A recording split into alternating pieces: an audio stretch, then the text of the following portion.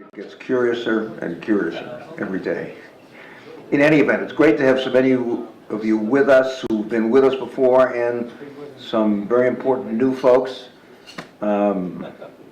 It's Twan who's responsible for this organization, not I. But he's been nice enough to ask a bunch of us to be part of this, and as a guy who's always been very interested in foreign policy, despite the fact that my political career regrettably did not make it possible for me to engage in active direction of American foreign policy. You can't be the son of Greek immigrants and not be interested in what's going on in the world. So this has been really fun for me and very educational, and I'm really looking forward to this because this is an afternoon for a lot of us to just listen and learn, and we hope we can do that. Let me bring John Patterson up here, who I think was supposed to precede me. Is that what happened? Yes. Anyway, but that's okay. Told me to introduce you first. Who, as you know, runs the Shorenstein Center at the Kennedy School, and is one of the great exponents, commentators, students of the role of the press in politics. And then we'll get off to a good start with some very good speakers, and then we're going to have a good discussion, as we always do, and hope we can come to some conclusions about what's out there and what we ought to be doing these days. In any event, Tom, come on up here. Thanks, Mike. So, I was going to welcome you, but I think Mike has sort of already done that. This is our annual September conference. It's precedent-breaking in one sense. I think we've always met in the morning. I think this might be our first afternoon conference, and so that's new. But before turning it back to Mike, I want to talk about two things. First, I want to acknowledge the role of our executive officer, Twan. There you go.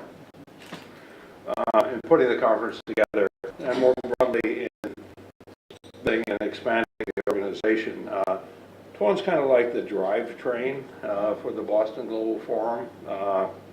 Others of us kind of sit behind the wheel from time to time and turn on the radio, turn off the air conditioner, but it's really Twan who keeps the organization running and in tune. So thank you, Twan, for putting this together and for all that you do for Boston Global Forum. Twan is also the initiating agent for the draft sheet titled Social Contract that's on the table in front of you. The draft is the beginning of an effort to address what we see as an important need as we move ever deeper into the world of artificial intelligence, big data, high-speed computation. And that's the need to ensure the protection of the rights and interests of citizens individually and of society generally. And we see a need for a new social contract, one that's fitted to the conditions of the digital age. Now, as you know, social contract theory has a long history, predating even Thomas Hobbes and John Locke, expressed most clearly in recent times by John Rawls. The central question of a social contract is the rules and power arrangements that a rational person would be willing to accept, not knowing in advance what their position in society will be, whether they'll be among the many who are subject to concentrations of power or among the few exercising that power. And I think the digital age raises large questions about the distribution of power. For example, would an individual voluntarily turn over personal data so that it could be used to manipulate them into doing things they would not otherwise do? The answer to that is obvious enough, but our question is what needs to be done to ensure that people have control over their personal data. A social contract is not just an issue of appropriate legal and institutional arrangements.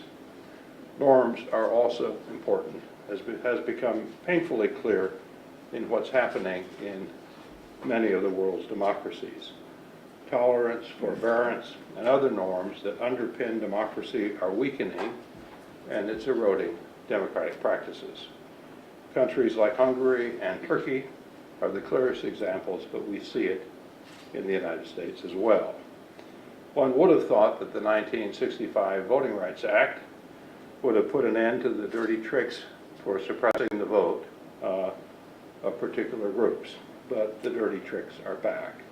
And I think they speak to the importance of maintaining norms in a democratic society. So over the next year, the Boston Global Forum will be working to create a social contract suited to the digital age. We have tentatively called it the social contract for the 21st century, but there might be a better title, such as the social contract for the digital age. We'd welcome your thoughts on the title and even more your ideas about what the social contract should include. The next Boston Global Forum is December 12, by which time we expect to have a final version of the outline that's in front of you now. That's a very preliminary draft. At the following meeting in April, we expect to turn that outline into a draft document. The draft will be presented to the organizers of next year's G7 summit. Our main objective, however, is to get the attention of the United Nations. On June 26th of next year, the Boston Global Forum will hold a session in New York at the United Nations where we will present a final version of the proposed social contract. We need your help on this project. All of you have Tuan's email, I believe, so he's the best point of contact for suggestions and ideas. Now, I'll introduce Mike, who's already been up here, to get today's program underway. Mike is co-founder and chair of the Boston Global Forum, three-term governor of Massachusetts, 1988 Democratic presidential nominee, the holder of a distinguished professorship at Northeastern University, and in the winter, while the rest of us are trudging through the snows of Boston, Mike is a faculty member at UCLA's Luskin School of Public Affairs. Mike.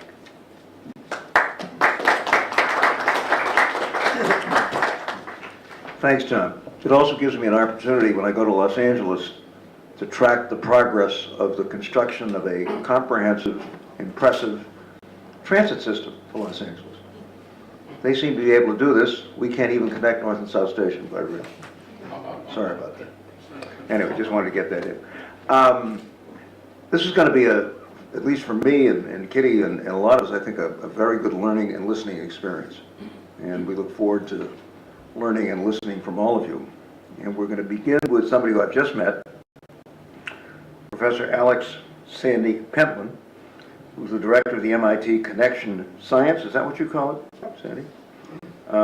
Co-founder of the Social Contract 2020, and somebody who's doing very interesting work in this whole interesting field of the digital age, and more specifically, artificial intelligence, and how we create some standards and norms which we can all live by while we're dealing with this remarkable technology. Sandy, thank you for coming up the river and joining us.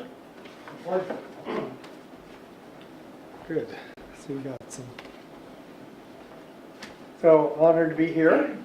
In Europe, this is called a provocation. Not such an American word, but I'm going to make it a little bit of a provocation, okay? And see how that goes. Hopefully get some interesting conversation. There's a title. Just so you know, I come from a background of computer science, but also social science, and was one of the people that co-founded what's called computational social science. I'm also advisor to the American Bar Association, and I'm on the board of directors for the UN's Global Partnership for Sustainable Development Data. And the view that I have about data is that data and AI are sort of the same.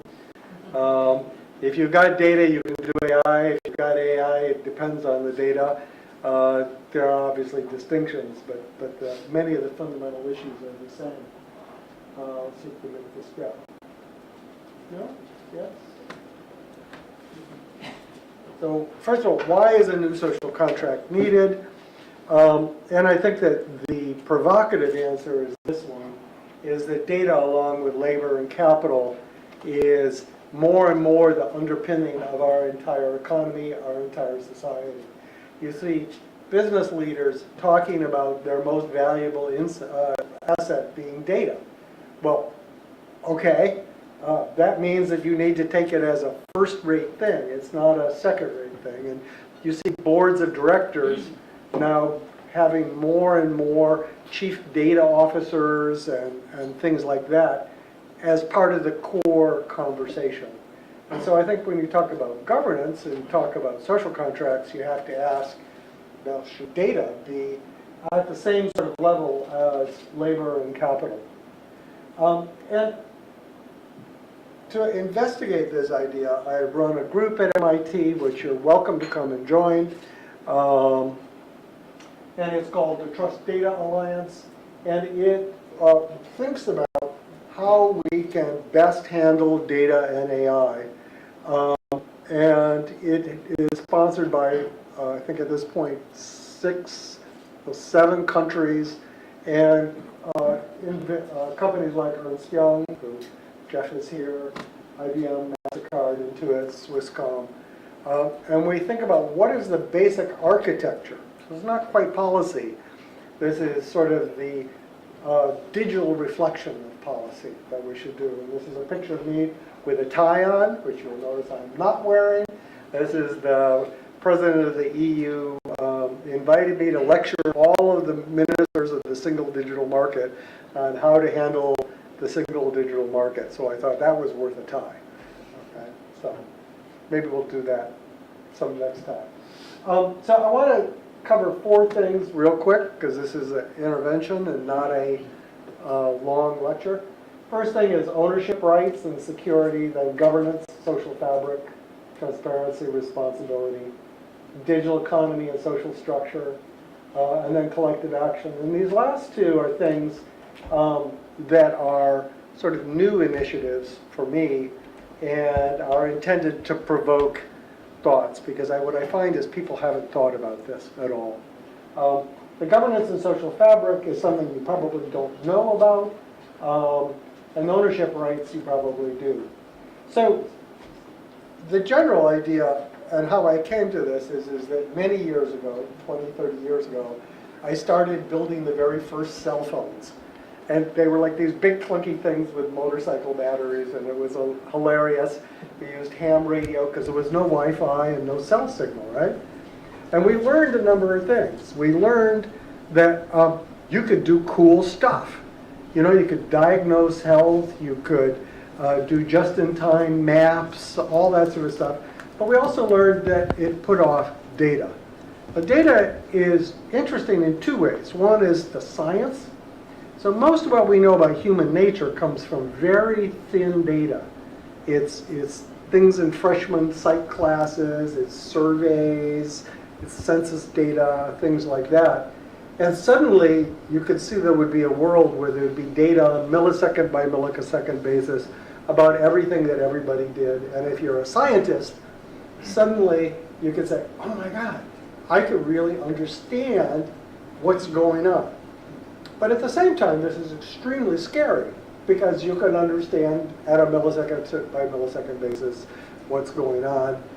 My response was to write a paper called The New Deal on Data, which was published by the World Economic Forum, and started a discussion in Davos about what to do about data. And I was fortunate enough to have my group have the Justice Minister of the EU and the Chairman of the Federal Trade Commission, among other sorts of people like CTOs.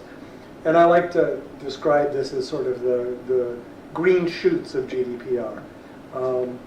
But the sort of top level thing, outside of all the details, is that, and in the sense of the social contract, is if data and capital are core elements of the social contract, then we ought to treat data a lot more seriously than we do. We ought to treat it like money.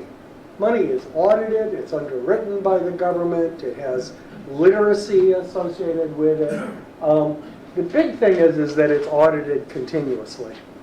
You can know where your money is pretty much all the time. And the government comes in and checks that the auditors are correct. And we don't do that with data. Instead, we sort of put data out there and it leaks every which way. You wouldn't do that with your money. Don't do it with your data.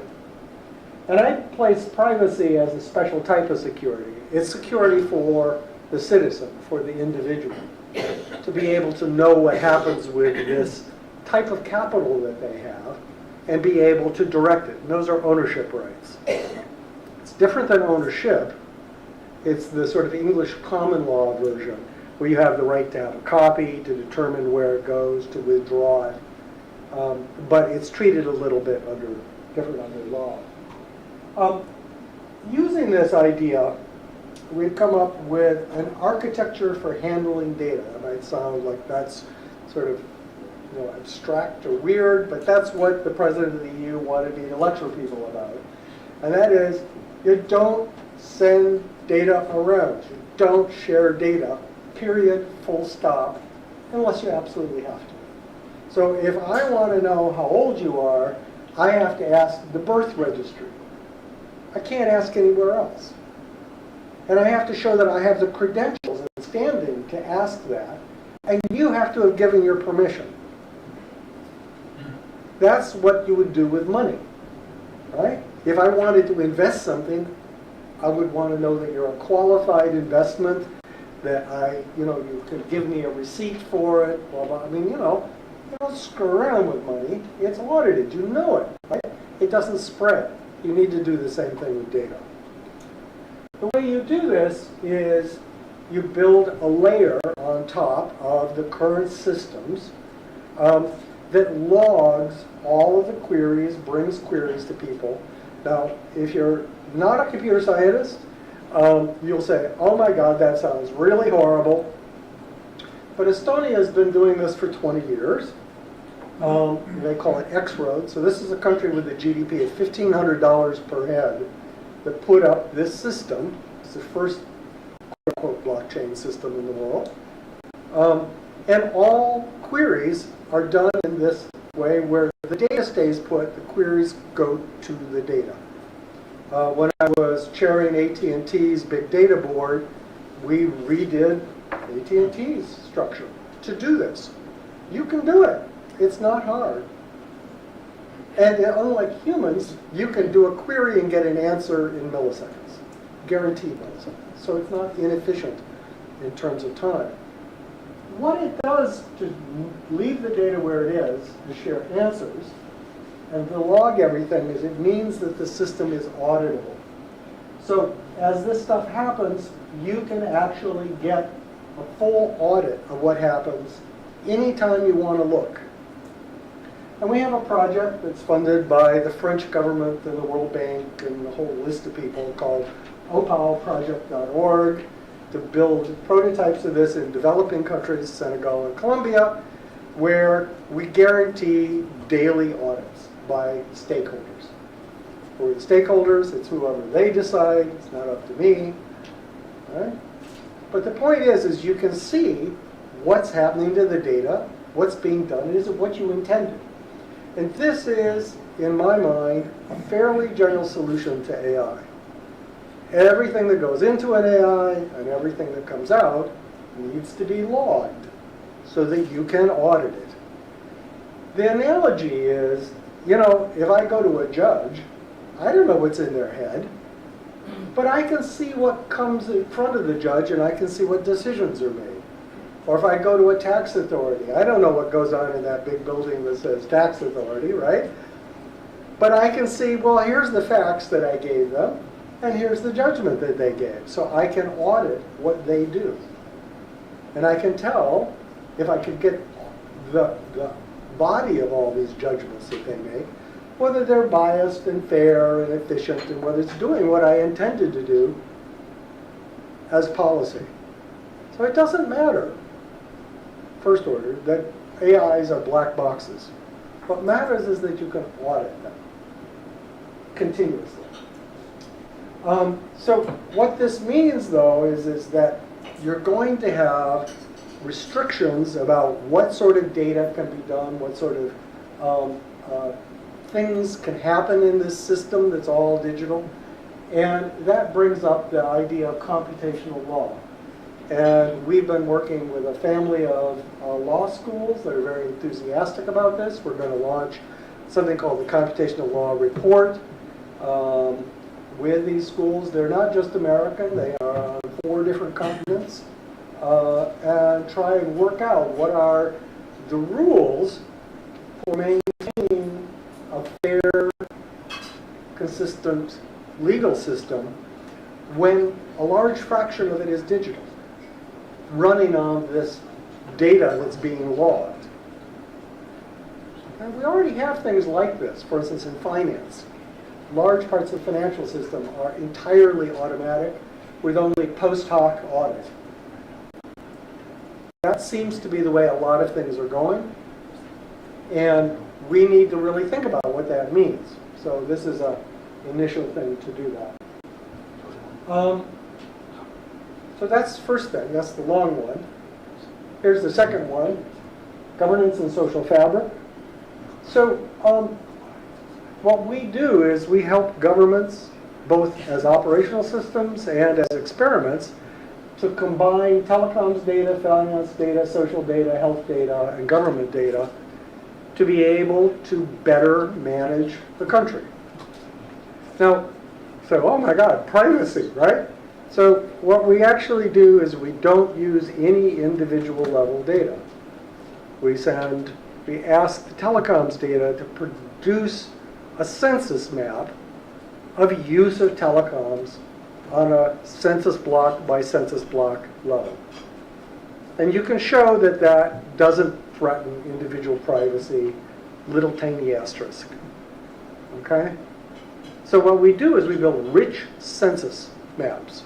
And we help a lot of the national statistical offices in trying to do this, because it turns out the data they need to run their countries is often in private hands, telcos, banks, and so they want to create richer census data, more immediate census data. And just to give you a sense, these are some of the projects we've done. This is in Riyadh. They had an unemployment problem where they could not figure out why a good fraction of their population just couldn't get and keep jobs, despite education and incentives. And when we overlaid public transport and telecoms records on all of these different census tracts, we discovered the people that couldn't get jobs were the people that didn't have public transport. Duh. But it took them 15 years and coming to us to point that out. It's sort of simple, but you need to have the data to do it. Or this is something, we have a relationship with China where we try to look at their data, but we've done this in other countries, including the United States. It turns out that the diversity of people that go to a neighborhood predicts the GDP growth of that neighborhood. And if you get a collapse in diversity, that predicts rise in crime. It's not data about individual people. It's a data about the mixing of diverse people and the opportunities that that generates. And it's not a small effect. It's actually about half of the variance after you've accounted for population and for the geography of things. Well, that's something people didn't know before, is that you can actually look at diversity of interaction and predict outcomes, economic and crime outcomes. And you can actually stimulate that by investing in diverse infrastructure and the right sort of transportation stuff. Okay, well that's really interesting, right? It's important. And it comes from overlaying these different sorts of things at a census tract level. So they're census level things, not individual. We've done a number of challenges like this where we've invited academic units from all over the world together to help us do this. Typically we get about 100 groups from all over the world. We've done it for Cote d'Ivoire, for Italy, for Senegal.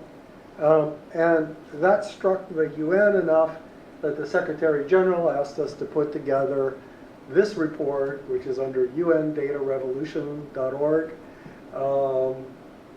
And it led to these data things these census level data feeds being incorporated into the Sustainable Development Goals.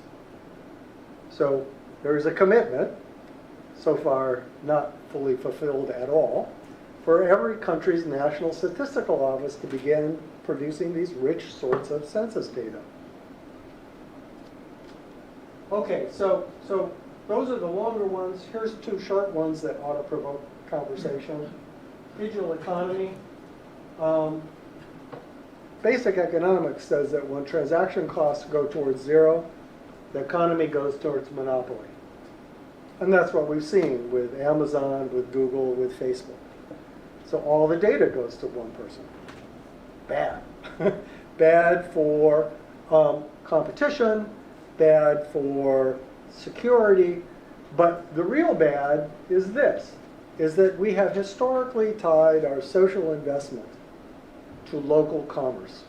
We tax transactions locally, whereas we don't tax Amazon transactions or Google transactions or Facebook transactions, often at all. That's wrong, because what you end up doing is having this digital economy where the longer term investment, health, infrastructure, education, are not paid for by the actual, by the money economy, because it's all digital. And it doesn't have a location. So what are you going to do? Well, we've done a number of models of this, and here is an answer. So this is Australia. We actually have are helping Australia with this sort of policy. So investment tends to happen at three levels. So there's a local level. So local taxes, local investment, local hospital. There's a provincial or state level. And there's a national level. So if you have something which is a digital service, maybe out of Seattle, but what it's doing is collecting somebody in Adelaide to a producer in Adelaide, you're cool. You don't need to tax that. That's already taxed. But if it's connecting the person in Adelaide to somebody in Sydney, that's not so good, because the infrastructure in Adelaide is not paid for by the person in Sydney. So you need to have a little bit of a tax in there. And if the thing that's being paid for comes from the US or any other sort of place, there ought to be more tax, because there's three layers of government and public investment that are missing in that transaction in terms of tax. So for instance, France is putting a 3% tax on digital transactions. From our modeling, that's actually good. It's correct. That sort of small thing, but there should also be a Paris tax. Okay, and perhaps, I don't know what the state around Paris is. It's probably called Paris, but a provincial tax also. And our modeling shows that, or suggests that that will not reduce innovation substantially. In fact, it will increase innovation, because it now makes sense that there be local champions in Europe and Africa and places like that, because of this small tax gradient. So you get more innovation, but more importantly, perhaps, you get more investment in local infrastructure. So this is particularly important in places like Japan, where you have demographics such that small villages are disappearing. They don't have the investment anymore. It's probably important in this country, in the center of the country, where you get big industry moving to the coast or elsewhere. And I think it's something to think about as a serious proposal. And the final thing is this, is that this problem of ownership of data and domination of data by a few people is actually familiar. We saw it in the late 1800s in terms of money. We saw labor go through this in the early 1900s. And in both cases, the solution was collective action.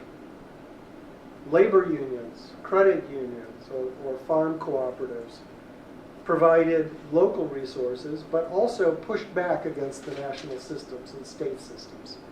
So you can imagine, for instance, that you take a data cooperative here in Boston say it would have 100,000 people. It doesn't have to be anybody, everybody, but owned by those 100,000 people. So it's not somebody else owning your data, it's you as a collective owning your data. And if I had all those 100,000 people download their medical records, they still own them, right? This is owned by us. I could then ask, is MGH actually serving the community correctly?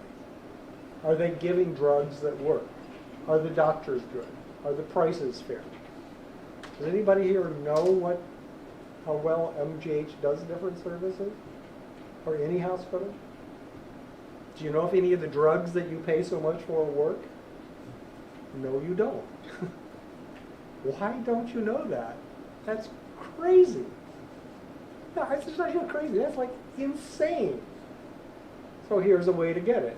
If 100,000 of us in the Boston area demanded our medical records and then hired a guy to sort of look through them, remember, this is for us.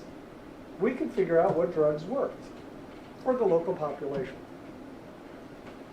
Turns out that there is a legal structure already in place to do this. It's called a federal credit union. It's chartered to manage your identity data, which is essentially everything you do online now. That's part of your digital identity. And my lawyer friends tell me that that overrides terms and conditions on the websites because it's a legal fiduciary for you. It is you from the point of view of Facebook. That means that you can write a little bit of software, and we have, that would, every time you do anything online or with your mobile phone, it downloads that data onto a repository that you own, and there's not anything they can do about it, because it's you. But if you did that as a collective, we could get some interesting answers. In the United States, there's 100 million people that are members of these sorts of credit unions. Imagine that we could get half of them signed up.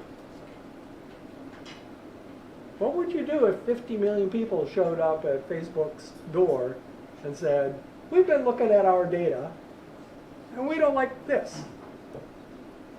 I think they'd probably have to listen. So let me just end there.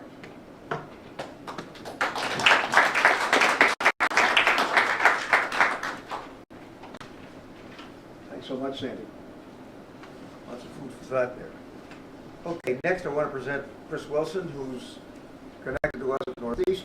He's one of our fellows, participated in a very interesting discussion we had with about a dozen of us a few weeks ago on priorities ahead from the policy side of things. Great to have you with us. Thank you. Well, good afternoon, everyone. Pleasure to be here. I'm Christo Wilson. I'm a computer science professor over at Northeastern. And thank you, Alex, for the perfect setup for my talk. I consider myself to be an algorithm auditor. That is the focus of my research. I think that everyone should be doing algorithm auditing. And I want to tell you why and how this fits into the Social Contract 2020. So I don't think I really need to do this, but just in case, right, to set the stage, right, the amount of data that we create is increasing exponentially, right? The amount of data we'll create this year is more than we produced probably the last 10 years combined, right? And this trend continues, right? The intelligent systems that rely on this data are increasing in ubiquity, right? The tools to build sophisticated AIs are democratizing. They're available to everyone. The level of sophistication of these systems is increasing. And most importantly for us, the adoption of this kind of data, these kinds of systems in sensitive contexts is increasing, right? You have systems that will judge who should be hired for a position. We have alternative credit scores driven by machine learning. We have algorithms that help decide who should be granted bail or where police should go, et cetera, right? We're automating all of these positions that used to involve people. Now, I don't think I need to evangelize the benefits of this, right? We have increased automation, insights we gain from this data, improvements to the economy, et cetera. That's not my role. I am a skeptic, and I'm focused on the risks of these systems. So what kind of risks do we take when we build this sort of large-scale data collection, large-scale artificial intelligence and automation? Right? We have ubiquitous privacy violations. Right? We've entered the era of surveillance capitalism. Right? We run the risk of entrenching discrimination. Right? The biases that used to be inherent in people, right? We're embedding those into machines. Right? So we have, as I'll talk about a little bit later, we have biased algorithms for hiring and things like that. Predatory commerce, right? Things like predatory pricing and price discrimination. Right? This can all be automated. We have biased and manipulative information curation. Right? Whereas you used to have professional editors deciding what content should appear on the TV news or on the front page of the newspaper. Right now we have the Facebook news feed serving up misinformation and disinformation automatically with essentially no oversight. So you may be asking, well, what's new here? Right? These problems have existed in a long time. People have these problems as well. Right? But I would argue that there is actually a difference. Right? The scale of these systems, the amount of data, the amount of automation is perhaps just unique in the history of humanity. Right? We've never seen this level of scale before. And this is concerning. Right? On one hand, this leads to a huge amount of information asymmetry. Right? Those who control data and centralize data inherently gain more power over individuals.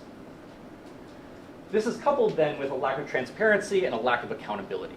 Right? You don't know who holds what data. You don't know how it's being used. You don't even know necessarily when you're interacting with an automated system in the first place. And if you can't answer those basic questions, how can you possibly hold the proprietors of these systems accountable for their design, for the way they impact your life?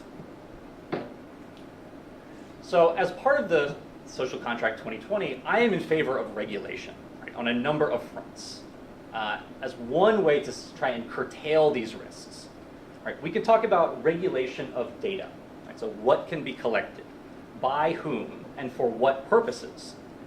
We can talk about regulation of capabilities. Right? Maybe we just decide as a society that something like ubiquitous facial recognition is too dangerous, or that deep fake technology is too dangerous, and it just needs to be banned entirely, right? Or very heavily regulated. Or we can talk about regulating outcomes of algorithmic systems, right? The same way that we try to figure out whether a bank is being discriminatory in lending or a company is being discriminatory in their hiring practices, we can ask the same things of our automated systems, right? They shouldn't be discriminatory. They shouldn't be biased. So again, I think regulation is important, right? This is one part of a holistic solution for mitigating risk in the digital age. But there's a big question here. Right? If you're going to regulate, you have to have enforcement, right? You have to know when people are breaking the regulations or skirting the rules so that you can hold them accountable, right? Otherwise, regulation is pointless, right? You've set out these prohibitions, but no one's watching to make sure that they're being followed. So how do we do this? You know, how do you get the right transparency to achieve accountability in support of regulation? Well, we can have some ideas, right? Maybe we go out and we say, all the source code for all these systems needs to be public. Everything has to be open source. I would argue that that's completely ineffective, right? If we talk about a complex system like, I don't know, Google search or the Facebook news feed, we're talking about millions of lines of source code that no human being can comprehend in total. Right? The source code alone doesn't get you what you need. The other issue is that if we're talking about machine learning, having the source code for the machine learning tells you nothing without the associated data. Right? Just saying, well, this is AI, you don't know how it's going to behave without the associated data. So does that mean we also need to make data public? Well, now we have a huge privacy problem. Right? We're going to force companies to dump all of their data so that we can match it to their AI algorithms. I mean, that's a non-starter for any number of reasons. So what are we going to do? Well, I'm advocating for a third option. which is something I call algorithm auditing.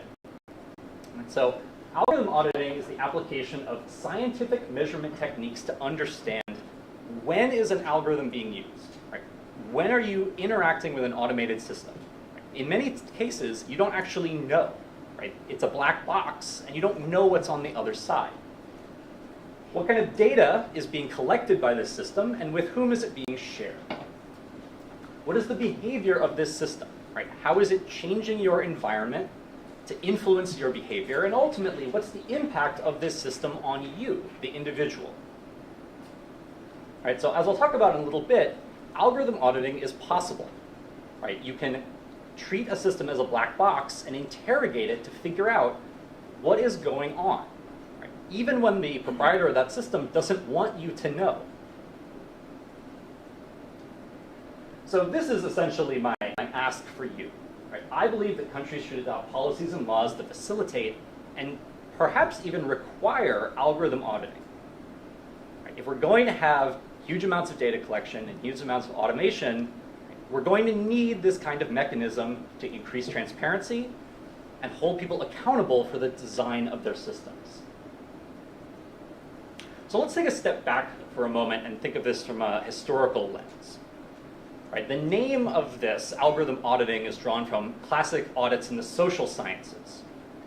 So this is a redlining map of Oakland, California. So this was a practice that banks engaged in the 50s and 60s. Right, they would look at different areas of the city and they would say, there's certain areas where we're not going to lend money to people, right, the red-lined areas. And the banks said, well, this isn't discriminatory because it's based on zip code. Right? It's a facially neutral attribute, when in fact, when you dug a little deeper, you found this is where all of the minority populations lived. Right? The red-lined areas are all majority, minority. This was a license to discriminate against primarily African American and Hispanics. So it took social scientists and behavioral economists going out, doing the legwork to investigate the practices of these banks, to uncover this. Right? It's a classic example of disparate impact, hold them accountable, stop these practices, and ultimately get it outlawed. Right, so this is essentially the practice that I want to move into the digital age, right? An algorithm audit rather than auditing a human process like the way a banker behaves. There's also interesting parallels here to cybersecurity, right? In cybersecurity, there's an understanding that systems are vulnerable and they need to be tested, right? So you will hire penetration testing teams or red teams to review systems, review software, to proactively identify vulnerabilities. Right? This is pretty much accepted practice in the cybersecurity realm. What I'm advocating for is taking this and expanding the purview a little bit further. Right? Don't stop with just the security vulnerabilities. Let's talk about a broader class of issues like, is a system biased? Is a system fair? Right? It's not really a security problem, but it's a problem, and it can be investigated using these same kind of external adversarial techniques. So there's sort of two different ways that we go about this, right? This is my primary research focus. Sometimes we use kind of an ecological approach. Right? We will go out and recruit people to help us investigate a system. Right? They'll donate their data to us so that we can analyze, what do your interactions with the system look like? What does that tell us about the system's behavior? Other times we'll go in with controlled laboratory-style experiments. Right? We interact with the system in carefully controlled ways to try and tease out, why is it behaving a specific way? Right? And so by combining these two techniques, you can get kind of the broad contours of what a system is doing and answer deeper questions about the why. Right? Why did it do something? Right? Why did the AI behave this way? So I can give you some examples of, at least what in my world would be famous audits. So LaTanya Sweeney, a professor here at Harvard, did one of the first, what I consider to be algorithm audits, looking at discriminatory targeted ads on Google search. Right? What she showed was that if you searched for names on Google search, the ads that you got were racist. Right? So if you went to Google and searched for a Caucasian sounding name like Chris Wilson, you tended to get these very general Yellow Pages ads. But if you went to Google search and looked for African American sounding names like Trayvon Jones, the ads, the majority of the time, said things like this: Trayvon Jones, arrested? Right? It turns out that this person was never arrested. They have no criminal history at all, but the implication has already been made. Right? Imagine if this was someone who applied for a job, the recruiter Googles them, and that's the first thing they see at the top of the search results. Right? It's enough to plant that seed of discrimination against this person. You may have read about this massive $5 billion fine against Facebook. Right? A major part of this settlement was due to Facebook's misuse of people's phone numbers. Right? So people gave their phone numbers to Facebook to enable two-factor authentication for security. And what Facebook did not disclose was that those phone numbers were then used for targeted advertising. Well, my colleague at Northeastern, Alan Mislove, proved conclusively that this process was happening, even though Facebook denied it. Right? He produced the evidence necessary for the FTC to go in and say, look, you did this without telling anyone, it's deceptive, you're in trouble. So in my own work, we've done a lot of different kinds of audits. We've produced one of the most comprehensive maps of how information flows between online trackers and advertisers. Right, so there's clear GDPR implications here about who is a data controller and how data moves. We did an audit of Uber to look at their pricing algorithms. We found that for 7 months they were serving incorrect prices to their customers, and they didn't figure it out until we told them and helped them fix it. We've looked at price discrimination on e-commerce and travel websites, right? Different prices being given to different customers based on their attributes. And some of our more recent work has looked at things like gender and racial discrimination, hiring, and the gig economy. So I can give you one example of this. This is a website called TaskRabbit. So it's the kind of website where you can go and hire people to do odd jobs for you. Right, if you need a dog walker or like a plumber to fix your sink, you would go here and you say, I need a plumber, and they give you a list of people who can do the job. So we found two things. The first is that this social feedback that the workers get was infected with sexism and racism. Right? So Caucasian and male workers tend to get more positive reviews. Right? So this is the result of people's inherent bias. Right? But then the second interesting thing we found is that this data is used to rank the workers when you search. Right? So what does that mean? Well, it means that the white men end up at the top of the search results because they have the 5-star reviews. Right? To an engineer, this made sense at some point. Right? I have to rank these people. How am I going to do that? Well, I'll do it based on the star ratings. Right? It's just like Amazon or any site where they have reviews. But they didn't think about the values and the biases underlying this data, and they ended up with a discriminatory system. So I'll point out that not every audit that we conduct is negative. Right? Some of this is about bias and discrimination. But not every audit has to be this way. Right? Currently, there's congressional hearings being held and accusations from the president about bias on our major tech platforms.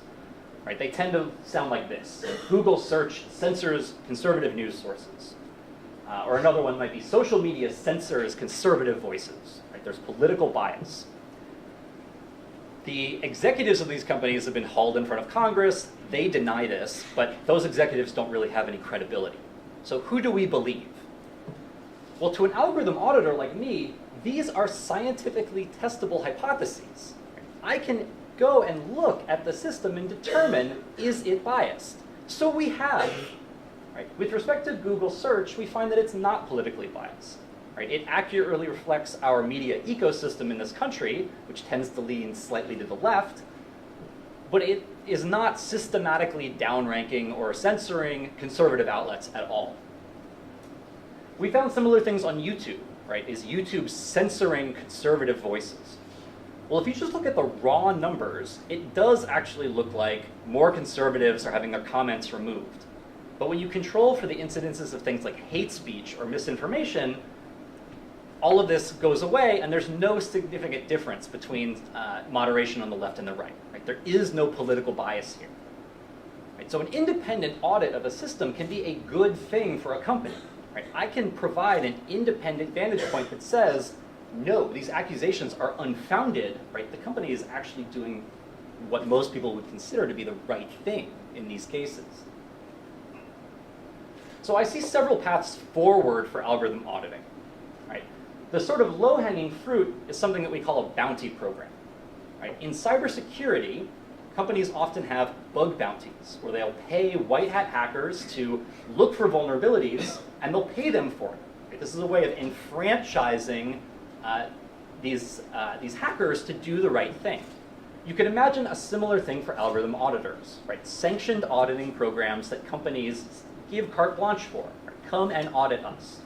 This doesn't require any changes to the law or the policy, right? This is just companies changing their terms of service, basically. Right? So a concerted effort to push for this, I think, would be very valuable. A slightly larger lift would be explicit legalization of independent audits. So if we talk about the US context, unfortunately, our hacking laws are very broad, and they tend to encumber the kind of research that I do, right? An independent algorithm audit may actually be illegal under the Computer Fraud and Abuse Act, right? If we care about independent audits, we need to change the law to explicitly allow these practices. Right? The third and perhaps heaviest lift would be actually requiring independent audits. Right? So you can imagine independent audits of just specific consequential kinds of systems like AI in law enforcement, right? Or you could imagine requiring audits for specific kinds of technologies. Like if you're going to deploy a deep neural net, it must be audited by an independent party. Right? This is not an unprecedented idea. Right? We require wireless devices to be certified by the FCC. Right? There's various kinds of electronics that have to go through the Underwriters Lab certification process. Right? We have financial audits that are required. Right? These are costs that we are willing to bear because we think it's important that systems be independently evaluated to make sure that they accord with our values, our norms, and our laws. So just to conclude, if we're going to move forward in the digital age, I think regulation is essential, but regulation doesn't work without teeth. Right? There has to be accountability and enforcement mechanisms. To do that, you need auditing. So as part of the Social Contract 2020, thinking forward over the next decade or more, I think countries should seriously consider including some kind of auditing requirements into their laws, into their policies, to facilitate this, what I think is an extremely necessary service. Thank you very much. I look forward to a robust discussion.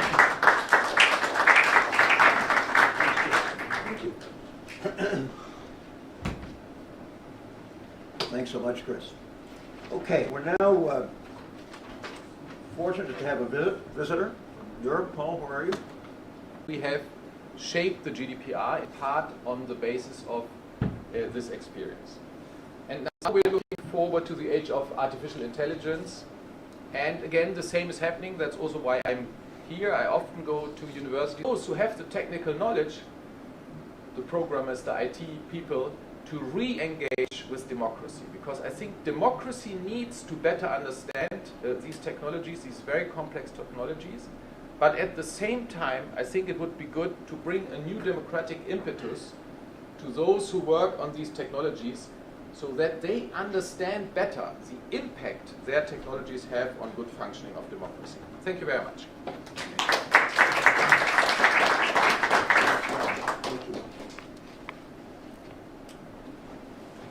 Thanks so much. We're right on schedule. We have two additional folks that are going to comment, and then we're going to go into a full discussion. Unfortunately, Kitty and I have to leave you at about 4 for a major event about Boston Harbor and the fact that it now glistens and is one of the great jewels of this city. We're going to get down and do some stuff. So, Tom, if it's okay with you, I'm going to ask you to come back up here at around 4 and kind of sum up. Okay. Our next speaker is going to be Michael Servos, who's Special Advisor to the President of the European Commission. And we'll continue with what's happening in Europe and some of the lessons we may learn. Michael, come on up. Thank you. Well, thank you very much. And let me just say, as a word of background, that indeed I'm advisor to President Jean-Claude Juncker from the European Commission. And 1 year ago, he gave me a job, which is to look at the consequences, the impact of artificial intelligence on society and on the economy. And he asked me this job because his view is that there are things that we should be concerned about. He was made aware fairly early about the manipulation of the voting in the Brexit referendum through Cambridge Analytica. He was also made aware of Russian interferences in various elections, even in Europe. And also he has some concerns about the impact on jobs. For him, AI means that many jobs will disappear in Europe. So he asked me to do this assessment, and I have to say that my view after this work is more positive than his own views. My wife says that I'm an optimistic. He says, fine. My wife says it's okay to be optimistic provided that you are ready to be disappointed. Maybe on this one she's not totally right, because I think there are reasons to be optimistic. Let me just say a few words about the transformation we are seeing now. First of all, on the economy, when you see the evolution of businesses, we have moved within less than 1 century from a situation of totally integrated firms like Ford in the US, manufacturing its own steel for providing its plants for its cars, to a situation of a global economy where you had companies like IKEA, where you have the marketing and design done in Sweden, but all the manufacturing in cheap labor countries. And now there is a new phase, which is basically companies which are marketplaces.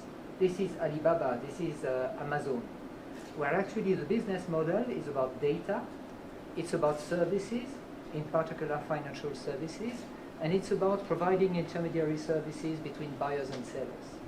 And this model has huge implications for the workplace, because it means that you see less wage employment and more contract employment, more freelance, more precarious work.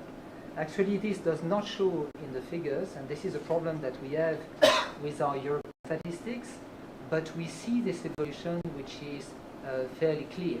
So it means that over a career, you have people who have several transitions to face, several changes of jobs, several changes of career. So it means more precarious employment with some consequences in terms of social protection. And then I would say there is a trust issue, because we are workers, we are businessmen, but we are also family members, we are consumers, we are citizens. And I think it's fair to say that there is a trust problem with AI. I mean, on health, we are told that very soon radiology will be done through machines.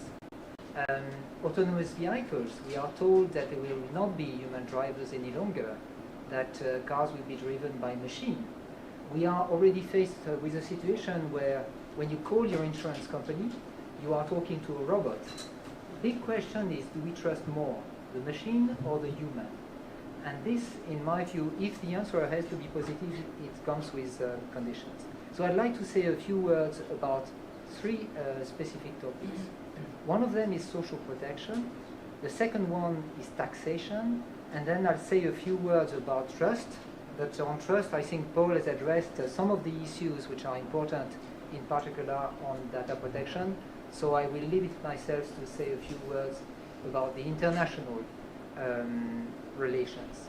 Now, on social protection, well, as I said, the problem is the end of the linear career path. My parents had a situation where very often you had one job for life, one employer for life. And in my generation, we have moved to a situation where you had several employers, but basically you kept the same career. And now, as I've said earlier, we have several career transitions, important career transitions, and moving from self-employment to employment. And so this has huge consequences in terms of social protection, in terms of precariousness. And as you know, in Europe, we are attached to our social protection. This is something which is fundamental, which belongs to our treaty, the treaty founding Europe. And so if we move to this new situation, we have to look at the consequences. First consequence, I would say, we need to ensure portability, which means that whichever the situation you have in your career, be it employment, be it self-employment, if you have to manage career transitions, so unemployment spells, you need protection. And this protection means that you need portability of your rights for different stages. Secondly, there's an issue about the adequacy of funding. If you look at Europe, between 1995 and 2014, the share of what social protection, how social protection is funded, has shifted completely. Actually, more and more, it is the state which is funding social protection. Whereas before, it was essentially the relation between employees and employers which were responsible for the funding. And I think this is important to note because we will see an acceleration of this trend. In the sense that in a situation where you have less wage employment, more contract work, it's very clear that your social protection can no longer be attached to your labor contract because you will have several labor contracts, several self-employment states. And also in European law, and I think it's a bit the same here, actually there's a big difference between the social protection rights that you get as an employee and those you get as a self-employed person. Actually, they are less important when you are self-employed. So if self-employment becomes a norm in the future, you need some kind of equalization. I would say three, there are some important changes you need to undertake to social protection. Today, social protection is a series of silos. There's a big difference between health insurance, unemployment protection, etc., training. This is all separate. In the future, probably we need a universality system, a universal system, where you can have one saving account in which people will find the health protection, the unemployment protection, and also training possibilities. The idea being to provide flexibility for individuals. So if at some point you want to use your unemployment benefits in order to start a company, that should be possible. I should say on this, some experiments have already been undertaken in Finland, for example, also in a few places in Sweden, in some regions of France. These experiments, I should say, are not yet conclusive. But this is something which is important, and I even saw that there is one presidential candidate on the Democratic side in the US who is proposing this kind of system.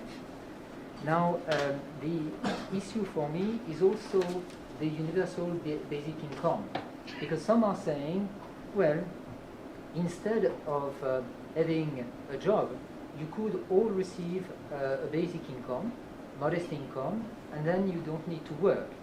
And I think this is something which is important to consider. However, for me, this is a recipe for social exclusion.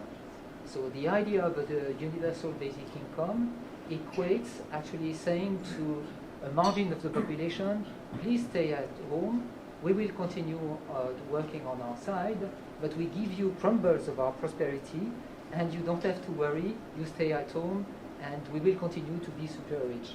I think this is exactly the opposite that we need to do. We need actually, if we have the funds, the budget for universal basic income, I think we should devote this budget to actually train these people who are out of the labor market in order to help them to get proper training. Now let me say a few words about taxation. There, for me, the issue is rebalancing at different levels. First of all, if I look at Europe, and I think it's a bit the same here in the US, labor taxation is quite high. And it has been said for years and years, but the problem is that it creates a negative incentive for employers to recruit workers. And so this is, I know that tax systems are difficult to reform, they take a long time for any kind of evolution, but that clearly is a problem. Secondly, when you look at the incentives, the tax incentives, very often they are geared towards physical capital. You have a lot of tax incentives for companies to invest in infrastructure, in physical assets. Actually, when you look at the tax incentives that exist for human capital, very often they are modest or they do not exist. So there too, I think it's quite important to envisage some rebalancing and make sure that companies also get tax incentives for human capital, which, by the way, in the context of AI, may be more important than physical capital. And then I would say there is the issue of finding new funds. Because at the end of the day, if we have a more complex social protection system to manage, if we have more needs for training, then we need to find new sources of revenues. There, some have put forward the idea of a robot tax. So if people are losing their jobs to robots, basically we should tax the robots. I do not believe personally that this is the way forward. Indeed, the traditional consequence will be basically that it will stifle innovation and it will encourage companies to move outward. So I don't think it is a solution. But in contrast, I think we need to deal with the problem of tax evasion. Because the tax systems we have, and it's the same all across the Atlantic, they are basically systems which are geared towards taxing companies with physical presence somewhere. So how do you deal with a situation where a company does not have or have little physical presence? And there are some estimates of the cost that this is entailing. The OECD has calculated that the impact of tax evasion by digital companies goes up to $240 billion. And so there is clearly a need to tackle this issue. The European Commission has done its own research, and according to our own estimates, a traditional brick-and-mortar business has a tax rate on profit which is 23% in the EU on average, whereas digital companies only pay between 8 and 9% tax rate. So there's clearly an imbalance which needs to be corrected. The Commission has tried to deal with this issue since a number of years. There was a proposal in 2016, another one in 2018. Unfortunately, in Europe, you need unanimity to find agreement on legislation on taxes. And so let's be clear, we failed. And so what happened is some countries decided to go ahead. And indeed, it was recalled that my own country, France, decided to impose a digital sales tax. This has started now, and it's based actually not on the physical presence, but on the digital print, which is left by companies. And so it is 3%, so it's not big, 3% on gross revenues, and it is applicable to advertising services, but also to intermediary services, like putting buyers and sellers in contact. Some services, of course, are exempted, like communication services or payment services. And there is a threshold to make sure that only some companies, a small number of companies, will be impacted by this tax. The threshold is actually twofold. It's 700 million euros for digital services supplied worldwide, and 25 million euros for taxable digital services supplied in France. This tax will be applied for the first time in 2019. So it has a retroactive effect because it takes into account sales which are taking place since the beginning of the year. In total, it is expected to produce a revenue of 400 million euros. And 30 companies will pay it. So Google indeed, Apple, Facebook, Amazon, Microsoft, some Chinese, German, Spanish, and even one French company, Criteo, will be subject to this tax. My country, in the context of the discussion in the G20, has made clear that as soon as there is an agreement in OECD, on an international template for this kind of taxation, it will stop proceeding with this taxation. And the US administration, of course, has reacted to this announcement. There is a Section 301 investigation, but I must say at the same time several other countries in the EU are starting to implement similar plans, in the UK in particular, but also in Austria and in Poland. Of course, we are all waiting for the OECD to come forward with a sort of consensual solution. However, if you look at the template which has been put forward in May this year, actually it's not very clear that we are close to a solution. So I'm afraid that there will be a period of time where you will have these legislations, national legislations, which will take place before there is a full harmonization. Now let me say a few words finally about the trust issue. For me, the trust issue is absolutely crucial because, as I said, we are businessmen, we are workers, but we are also, all of us, consumers, citizens, and family members. And these incidents we have seen, they are extremely serious. They go from Cambridge Analytica to Christchurch, and each time the strong feeling that one has is that the reaction is late, is not sufficient, and that it is not right not to have a corrective mechanism. Paul talked about data protection, how to protect better privacy. I will limit myself to simply what can be done to make sure that AI is used in a sustainable way. And there, I have to say that there are some initiatives which have been taken on the international scene that can give, I would say, a positive feel for the future.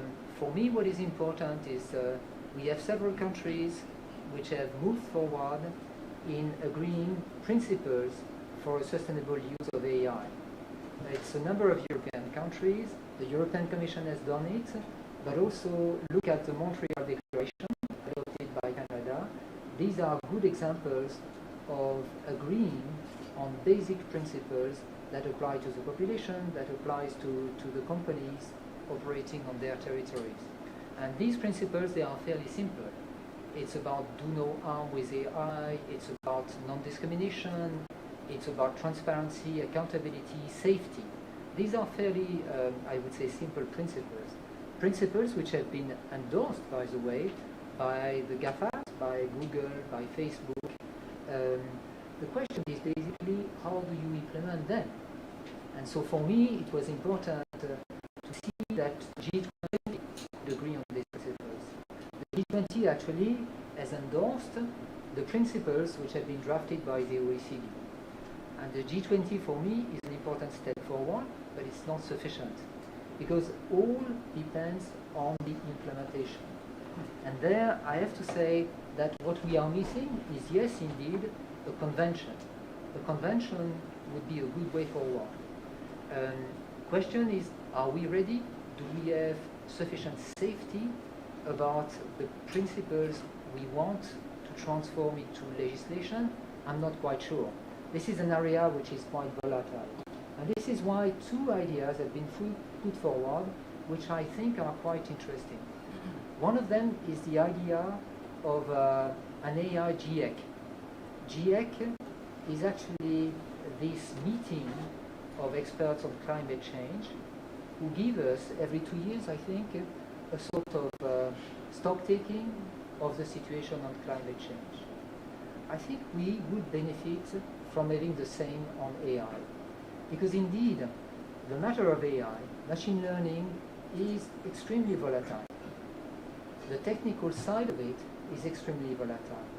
So I think it's important to actually try to have experts telling us what are the social consequences of the technical evolution we are seeing on AI. And I think a group of experts, internationally recognized, could be an asset on this. The second aspect which I would find useful is a Canadian idea, which is to try to put together some kind of organization on AI, international organization. I know that the WTO has started to look at some issues like electronic commerce, like internet. However, as we all know, WTO is fairly weak at the moment. So perhaps there is merit in considering creating an international organization which could look at the impact of AI, which could look at the practice in countries, which could also provide for a corrective mechanism.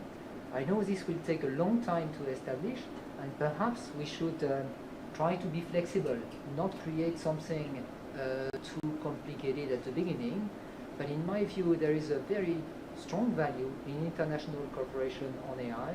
That's the only way we can make communication between different parts of the world where you have a very different vision of AI. I was last week in Paris.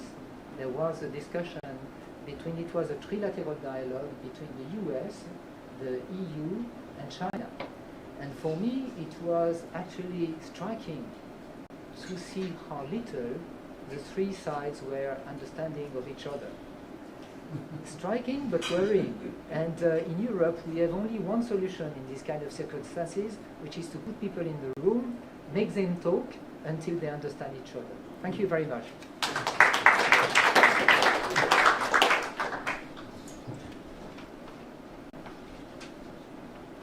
Thanks, Michel, very much. We do have something called the United Nations. I don't know why they are beginning to get involved in AI. I don't know that we have to create a new organization, but it seems to me we got to get on with it. But thanks so much to you and all of the presenters for some wonderful advice and counsel here, and also for staying within our time limits. We now have about an hour and a half of discussion, which I want to begin with an old friend, Nam Phan, who's the Assistant Secretary for Business Development and International Trade, for just a few comments representing the Commonwealth. And then we're going to have it. Do we have a hand mic we're going to pass around here? Is there any hand mic here? We usually have one somewhere. Hold on now, just a second. Huh? We're going to get one, Twan? Yeah, it is. What do we got? So people don't have to keep jumping up and down and coming up here. Okay, Twan, if you'd kind of pass it around, and we'll have ourselves a good live discussion. These are always good discussions. And then, as I say, Kitty and I will have to leave at about 4, and I'll ask Tom to come in and continue moderating till about 4:15 or 4:30, and we can wrap things up. Now, just a few comments.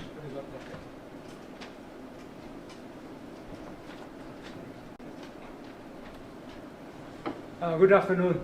Yeah, thank you so much, Governor. It's always a real honor for me to be here to say hello to all of you on behalf of Governor Baker.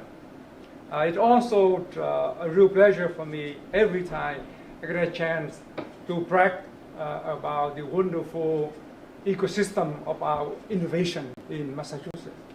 And I always say that the number one reason why we have the #1 state in America for innovation is because of our people. And our people in Massachusetts, I like to point out 2 kind of people that I love. Number one, we have a very dedicated public leaders like Governor Dukakis. I told him earlier that I was a fan of his, but I neglected to mention that I was a fan of his after he began, after he no longer a politician. But I'm always a huge fan of his better half, Mrs. Kitty Dukakis.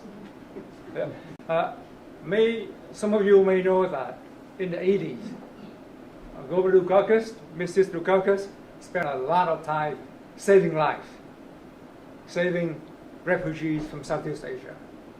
And as a former refugee, I forever a big fan and very grateful to all your work. And maybe someday, using our AI, we could fully understand, comprehend the impact of humanitarian work of people like Mrs. Lucantis. She literally saved thousands of people.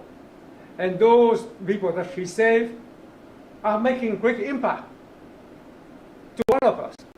They have become engineer, doctor, scholars. So I think that's wonderful. Also, I enjoyed the discussion on the the presentation the last hour and a half. As a bureaucrat, the word regulation, auditability, enforcement, taxation is music to my ears. But I also like to share with you two thoughts. One is that every innovation, including AI, is trying to provide answers to the question, what if? What if I invent a cure for cancer? What if I can send people to the moon? Right? And we can only and always do that if we are free to think. If the what if question is, what if the police come knock on my doors and arrest me at middle of the night because of what I think? What if my family may have to survive without me? If we have to worry about that kind of what if, we cannot fully reach our potential. And also as a refugee fleeing tyrannies, I think I understand the importance of basic human rights. And for me, as a person that tried to attract people and talent to Massachusetts and make Massachusetts a wonderful place, a better place for all of us, basic human rights are more than just a luxury. It's a necessity for innovation. It's a necessity for our AI. So I'm so glad that in some of our discussion in the framework, basic human rights is one thing that we should pay attention to. Also, we should not look at people, whether it's 1.6 billion in China, or 100 million in Vietnam, or 11 million in Cuba. It's just an economic unit. They are human beings who may be in peril. They have soul, they have life, and our innovation, our AI, will have impact on them. I'm very happy that I think all of us here try to talk about how to use AI to make our life, human life, better. I'd like to leave you with one quote from our famous refugees, Albert Einstein. Imagination is more important than knowledge. For knowledge is limited, whereas imagination embraces the entire world, stimulating progress, giving birth to evolution. Imagination and human rights, I think, are go hand in hand. So thank you so much.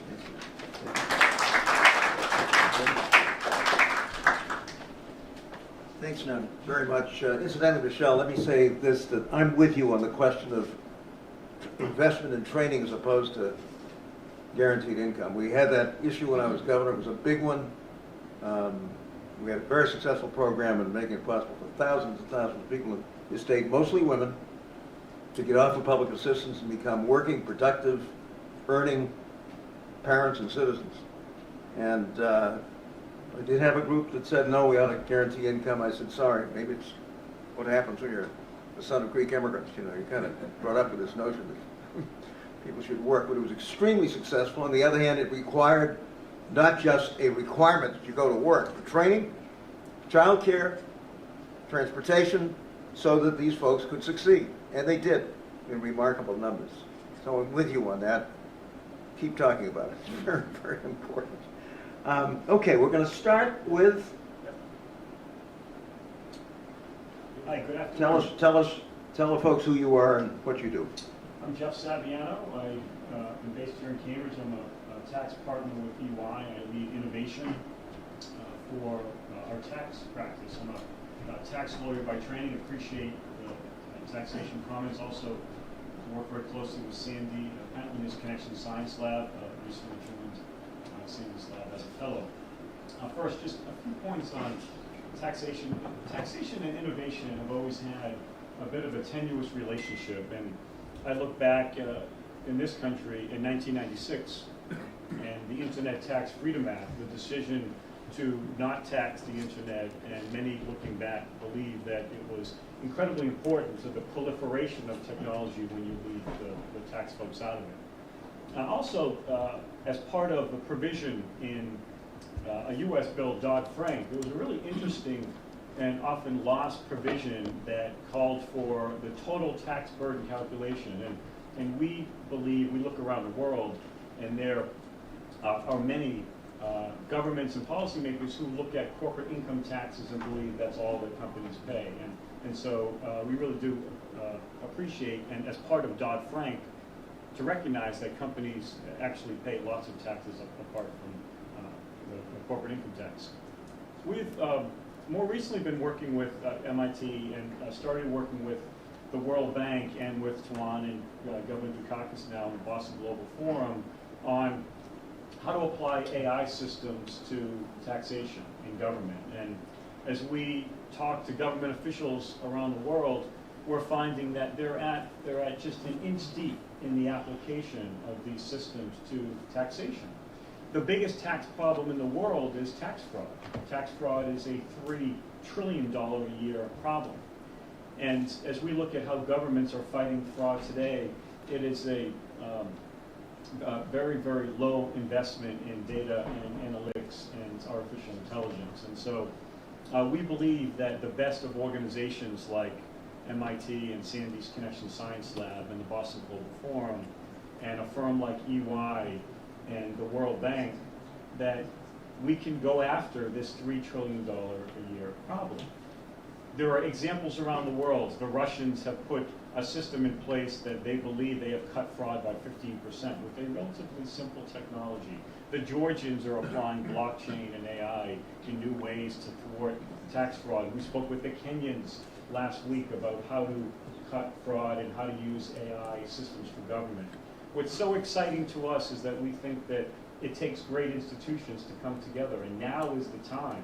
It's hard to imagine thinking about AI for government, Tawan, without thinking about AI impacting tax systems. And it's an incredible time and really exciting to see the World Bank and other venerable institutions getting behind how do we make entire taxing and revenue systems better through these new advanced technologies. Great job, thank you very much. Sorry, I'm not governor, so I can put some of this stuff into effect immediately. In any event, interesting applications of this. A comment? Who's got the mic?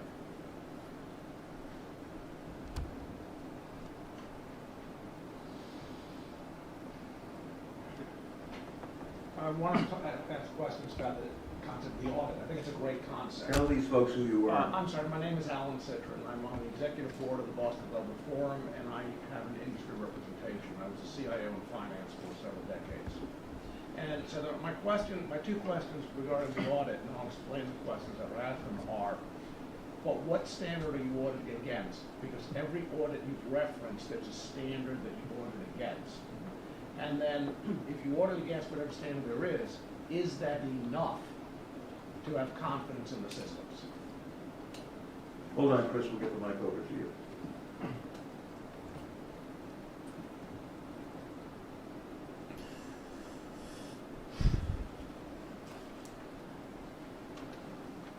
Yeah, so this is a really important question. All these different systems are operating in different contexts, so the baselines change all the time. When we're looking at things like discrimination, we're looking at kind of the 20% disparate impact rule, which is the prevailing idea in the U.S. If one group is treated 20% differently than the others, then you may have a legal problem on your hands. But that standard changes as you move around the country, and whether that is even a good standard is something open for debate. As we get into stranger areas like a a company implementing price discrimination. That's not illegal, at least not in this country. So there really is no standard. It's just, is it happening? And now we have a values-based discussion about whether people are informed and able to respond to this, or are they in the dark? But I agree, this is a big challenge. If you're going to have, especially regulation, there has to be a benchmark, and we just don't have them in a lot of cases. Thank you. Andy, So I had a hold comment on a that sec, actually. hold on a sec, let's get to the mic.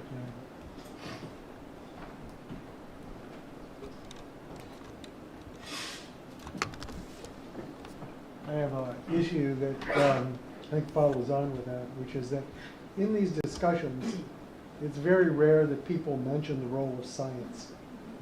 I mean, so we don't understand that, which argues there needs to be investigation. Investigation is best done if it's lots of eyes looking at it, and that's what we have, university research and all those things. But they can't do that unless they have access to data resources, as well as funding. But the data resources are actually the thing that are being killed. So if you ask, well, is this a harm? How can you tell if you can't get at the data? So there needs to be provision in this, or some notion of we're going to have all of those eyes looking at this and deciding, is this correct? Is this the right standard? And so forth. And I think that's in real danger of becoming lost. One other sort of comment is that I think the last speaker said something about that social protection is not is primarily attached to labor contracts. Absolutely true, but it doesn't have to be. So there are things like the Actors Guild and some of the music things where labor social protection is attached to the person and their declaration of profession. So you can imagine something like Manpower, not that some of us familiar, but where you work for companies, but the contract is actually with your guild. And your guild is what builds up the retirement benefits and takes care of you. It's obviously a very old system from the name guild, but I think that's what's going to happen. Because companies are coming and going. We have an average lifetime of something like 20 years now. People shift every 3 years. Somehow there needs to be a social institution, a collective action institution that's not the company, that is the nexus of social support. So, Am I correct that Denmark has a system it calls flex security, which applies broadly across the board? Tax Kind of- finance. Tax finance. No? Tax finance. Tax security in Denmark is tax. High taxation, Yeah.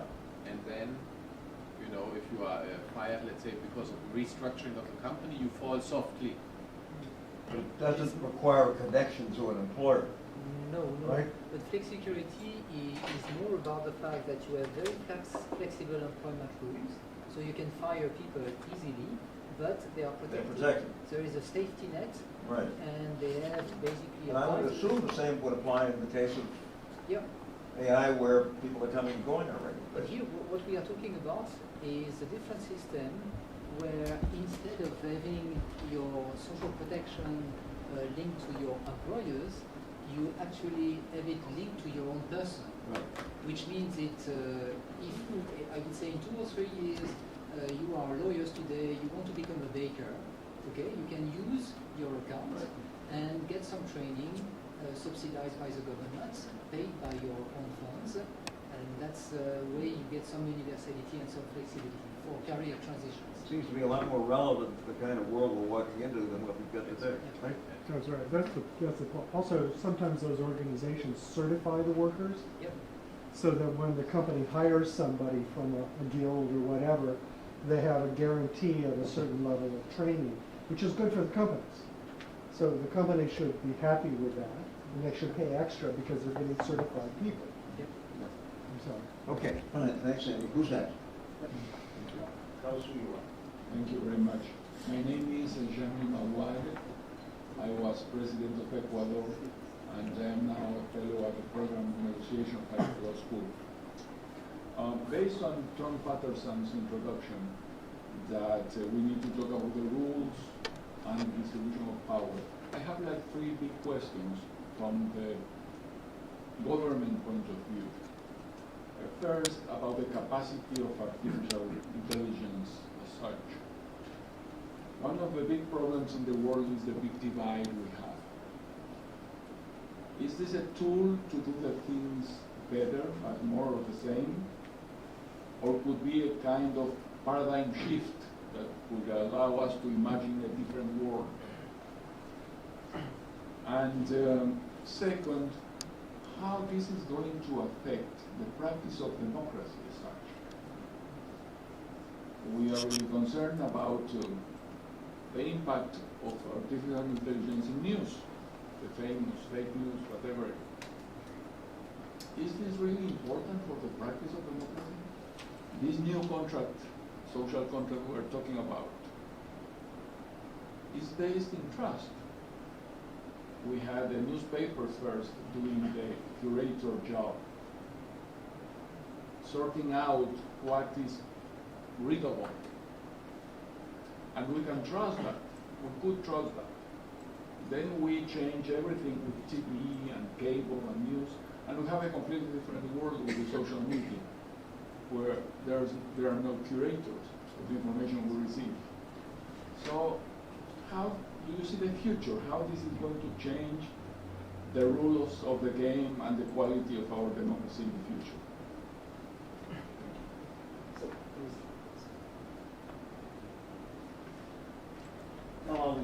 Hi. Well, first of all, I'm Rosabeth Moss Cantor, Harvard Business School. I think, don't we want to pause and follow on some of these very provocative comments? So first of all, I will start talking about your question about fake news and curation. So we're all over the place in this discussion, and I was going to say I would like, it's going to be important to have some sense of focus in who this is for. And I think Sandy came very close to sketching out a big map of that. But in terms of curation of information, so AI is kind of a different kind of editor, because there are systems that will only match people with certain kinds of information based on data that exists about that person. So you can say that's a different kind of curation, and that in some ways, if we want people to have a right to enormous knowledge, then we should get rid of intermediaries of any kind, and AI is a big intermediary. It's a different kind of intermediary, so I just throw that on the table. Because what I really wanted to say, but again, people are talking about lots of different things at lots of different levels. We're trying to solve so many problems here, it's hard to know where to start.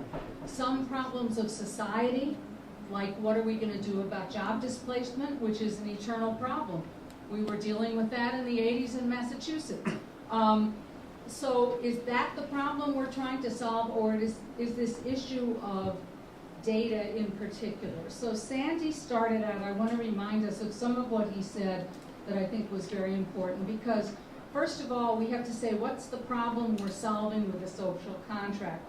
Some of the presentations had solutions, and you're talking about a solution.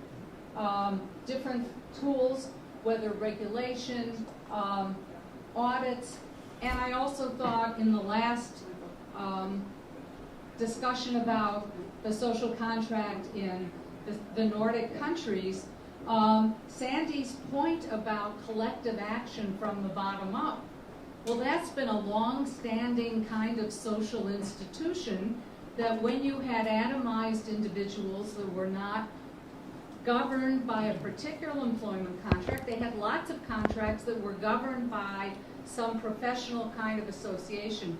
One could argue we have to reinvent that now because there are going to be more atomized individuals. But when I came to this, I thought we were really talking about protecting individuals from harm. And so we should get back to talking about whether it makes sense to have central repositories. What kind of consent really matters? for an individual? What knowledge about an individual could possibly do harm to that individual? What information or data could prevent access to people, including to information, but also access to jobs, access to other things? If the individual and protecting the individual is the focus here, we should zero in on what are the problems and what's the potential. But I was beginning to lose it. I was beginning to wonder whether this is all about government regulation and what kinds of new organizations or international non-governmental organizations should be put in place, or whether this was about what kinds of tools and systems would actually prevent individuals from having their privacy violated, having harm done to them because information is misused, or having access prevented to them from either knowledge they might otherwise get when an algorithm says somebody like you I should only get ads for dresses. I don't wear dresses. You know, whatever it is. I do wear dresses. I'm making a joke, but I mostly don't. But why is there a decision making about what somebody has access to is something else? And then the harm issue. Where is there going to be active harm because a person becomes data rather than being that person? So I'm hoping that as this conversation proceeds, there will be a little more focus on what is the problem being solved. It can't be the entire social contract in terms of how people work and how they live. That's too big for this kind of thing. That goes on in many different forms.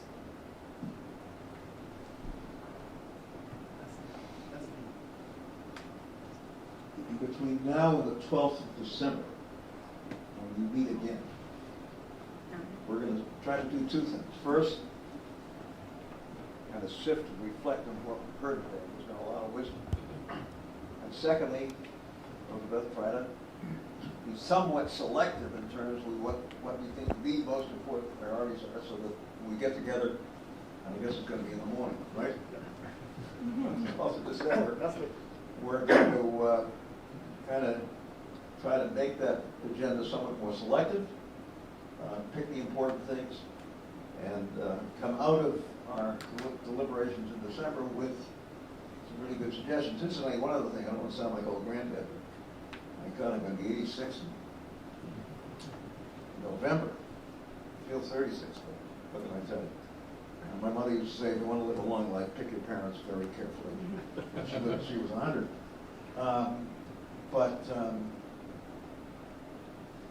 We've gone through a lot of this before, folks. I mean, yellow journalism, the Hearst Press, was a very, very shocking kind of development, full of fake news, full of all kinds of stuff. Well, we made it through that, I think. Now we've got a few other problems. And we're just going to have to do what good people do. We're just going to have to, A, be somewhat more selective, I think, in terms of what we think is important, and secondly, go to work and try to come up with some solutions. This was a very interesting, can I do this right? Yeah. Very interesting and somewhat frustrating afternoon. And I just realized that maybe we don't have a common shared sense of what is the social contract and what is data in this respect. So I'd like to share with you three very brief points. For me, social contract is something about social order and something about principles governing who gets what, when, and how, or who does what, when, and how, and why. But more important, social contract is voluntary. It's based on consensus. You can't bring the police out. That doesn't to clamp on protesters. That's no longer part of the social contract. So what we've heard today was very important in terms of diversity. If a perspective that had to be not reconciled, but acknowledged as we move towards a consensus framing of social contract. Second point I would like to share with you is about data. Not all data is or are born in metrics and will become metricized. were accustomed to numbers, to metrics, etc. I was educated at Stanford as metrics are data. But we have to remember that there are mechanisms for converting text to data, and almost all regulations we have, all norms that are written we have, all legal forms of transaction we have, all in text form. Very boring stuff sometimes, but all in text form. Text has one major disadvantage. Very difficult to trace through the feedback effects of clause 1 on clause 2 on article 3 on article 5, etc.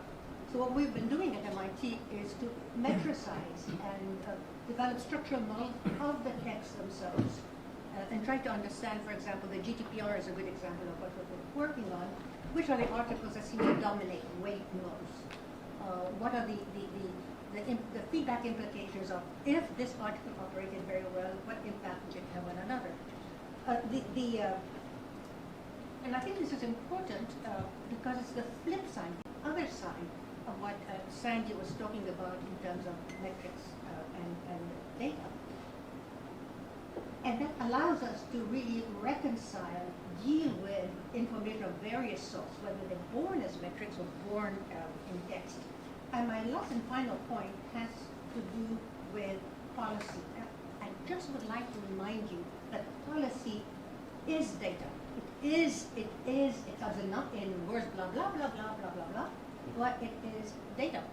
Now, understanding how this form of data that is a directive, a guideline, a legal document, relates to the metrics about society or the metrics about behavior or health or whatever is really what the major intellectual problem is.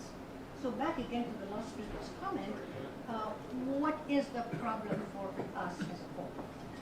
Speaking only for myself, and that's my last point, the problem for me is that technology is moving very fast. AI technology is moving very fast, much faster than our ability to quite understand it, our ability to manage and control it, and our ability to innovate in response to the other 2 points. Voila, that's all I have to say. Thank you. Okay.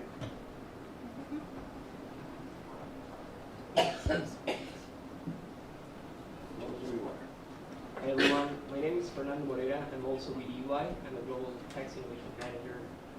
Thank you very much for extending the invitation to us to Global Forum. Sorry to bring back the group to the tax policy point, but Michelle, you brought that up, and also Sandy Petman, how technology is actually disrupting the international tax policy architecture, and how governments are reactive towards those changes and are trying to follow down that path and amend the policy in a reactive fashion. The BEPS projects, for example, the base erosion and profit shifting is one of those examples, how to tackle the challenges arising from the digital economy. But I would like to pose a question about what role can technology play in the better design of a tax policy system and tax administration. I was reading an article this morning about the efforts of the state of Colorado. As people started to use more hybrid vehicles and electric vehicles, certain forms of taxation have become obsolete. For example, taxes on fuel are going down because people are no longer using fuel. They're just using electricity. So what can we do with AI to actually analyze whether a tax system or a tax policy will soon become obsolete? That's the first question. And second, what can we do to advise governments to actually modernize the system based on that tax policy? And to your point, Jamil, about how to better participate in democracy, I think we're in an area by which if we utilize an AI algorithm and we can actually develop a sound tax policy system based on AI, that could be potentially one of the most direct forms of democracy. And if we actually make this through an open algorithm that can be publicly audited, that could be in itself direct democracy being exercised right there. So again, how can we use advanced technology to better inform a tax policy system and tax administration? Who's next? You can answer to the question.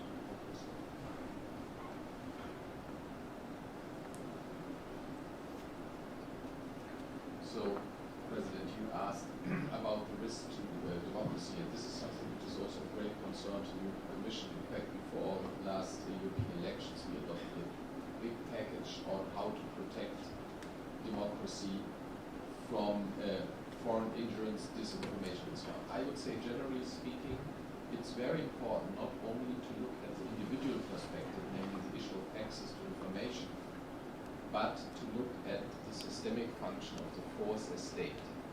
This idea of Kubernetes, that we just have to cut out the middleman and have a free space between the individual and information, disregards that we need institutions in democracy, such as representative who represent our interests in parliament, but also journalists, investigate and control power.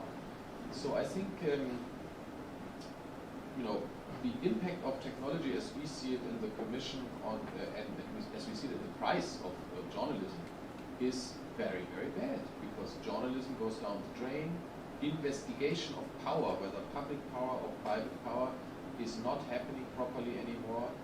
And this is certainly something which I believe cannot be addressed by technology.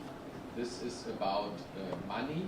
Two companies only, Google and Facebook, both in the United States and in Europe, cash in now 80% of all online advertising revenue, which before went to hundreds of newspapers and private TV and radio stations. And this type of issue we need to address. So I would say this is an issue which goes beyond AI. Technology in this form, as it is supporting these business models of targeted advertising, is certainly a threat to democracy because it destroys the fourth estate, the journalism, which we really need for a free society. May I comment?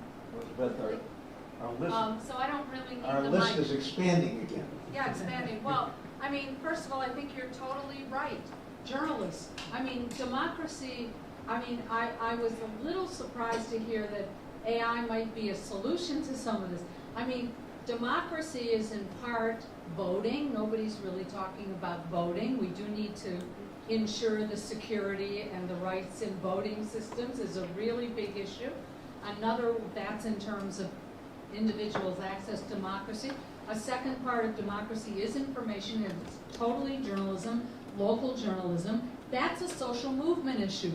And I think just like the collective action you were talking about, there are now social movements trying to restore and revive local journalism and find new models for it, whether it's through philanthropy, whether it's from community action, and there are some great models here in Massachusetts, global models, Ground Truth, Report for America, etc., of restoring democracy through local news. And finally, democracy, for those of you who are French, de Tocqueville came to America. He said democracy is individual action. Democracy is people not waiting for government to do anything. It's organizing themselves at the community level. In that sense, of course, technology is a tool, can be a tool for all of these things, or it can be a barrier to all of these things. And I think a social contract needs to think about how to ensure that it's a tool and that it isn't doing harm. I'm sorry, you want? No. Tom Patterson on the press. Thank you, Mike. Actually, I wanted to kind of expand this latest discussion a little bit, and I don't know anything about this, so I'm wondering if there are some voices around the table that have given it some thought. So it's not just the press. What might be threatened in part is this whole set of intermediaries in society, so that you talked about Tocqueville. I would read Tocqueville a little differently, that he was talking about the power of association more than the power of the individual, right? And it's always been fairly distinctive about American democracy is the strength of that middle level, the association level, the non-governmental level. One could think, as one looks down the road into the future, that the possibilities of direct democracy begin to multiply, the possibilities of top-down mobilization begin to increase at some cost to that intermediate level, right? And I love mass movements, but I don't see them as a substitute for civil society, right? Those are more established intermediate organizations. I'm just wondering if anyone at the table has given some thought to what threat, if any, there might be in these developments to that intermediate level. We've seen in some other countries what happens when you get rid of that level, right? So, if you want to know why Iran collapsed, there were lots of reasons why Iran collapsed, but the Shah, among other things, destroyed that intermediate level in Iran, so that basically there were very few buffers left in that society. So I'm just curious whether anyone at the table has given that issue some thought. Sandy, you want to comment on this? Iran collapsed because we overthrew the government, even before Shah. No, but How different the world would be if the United States had not done it. Think about it. Anyway, just a comment. But we put in place someone to destroy that Yeah. that whole system. yeah, but we were the folks who effectively set the stage for that. Yeah. So I agree with you about this sort of intermediate level. I think that's really, so much of the power comes from very tight social relationships where you have reputation mechanisms. If I say something to you that is obnoxious, you tell people I pay, right? Online, it's much less of a thing. I helped one of my students do something which could be interesting. So he was Chinese, and at that time, Chinese newspapers, local newspapers, were going out of business, just like here.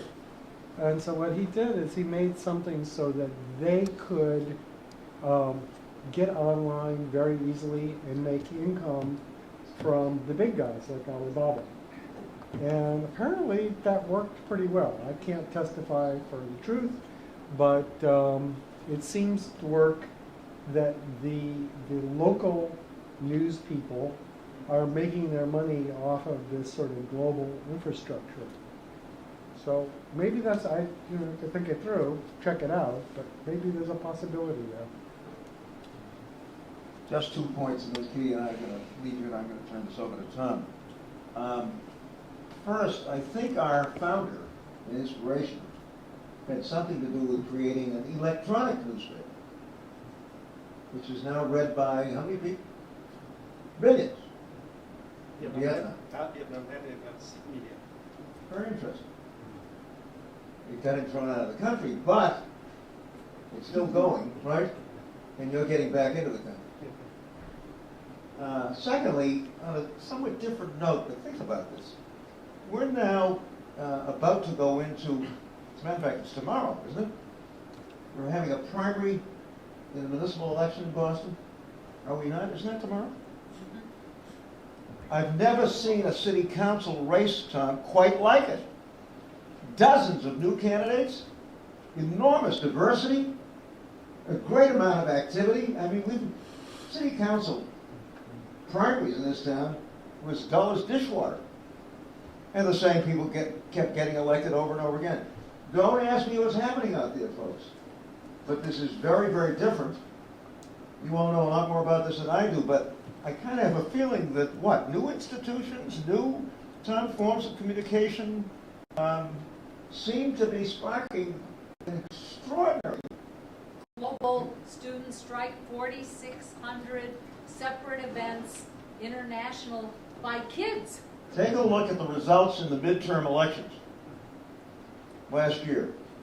A huge increase in voter participation among 18 to 30-year-olds, and incidentally, huge changes in their voting behavior, which had a lot to do with the Democrats taking over the House pretty decisively.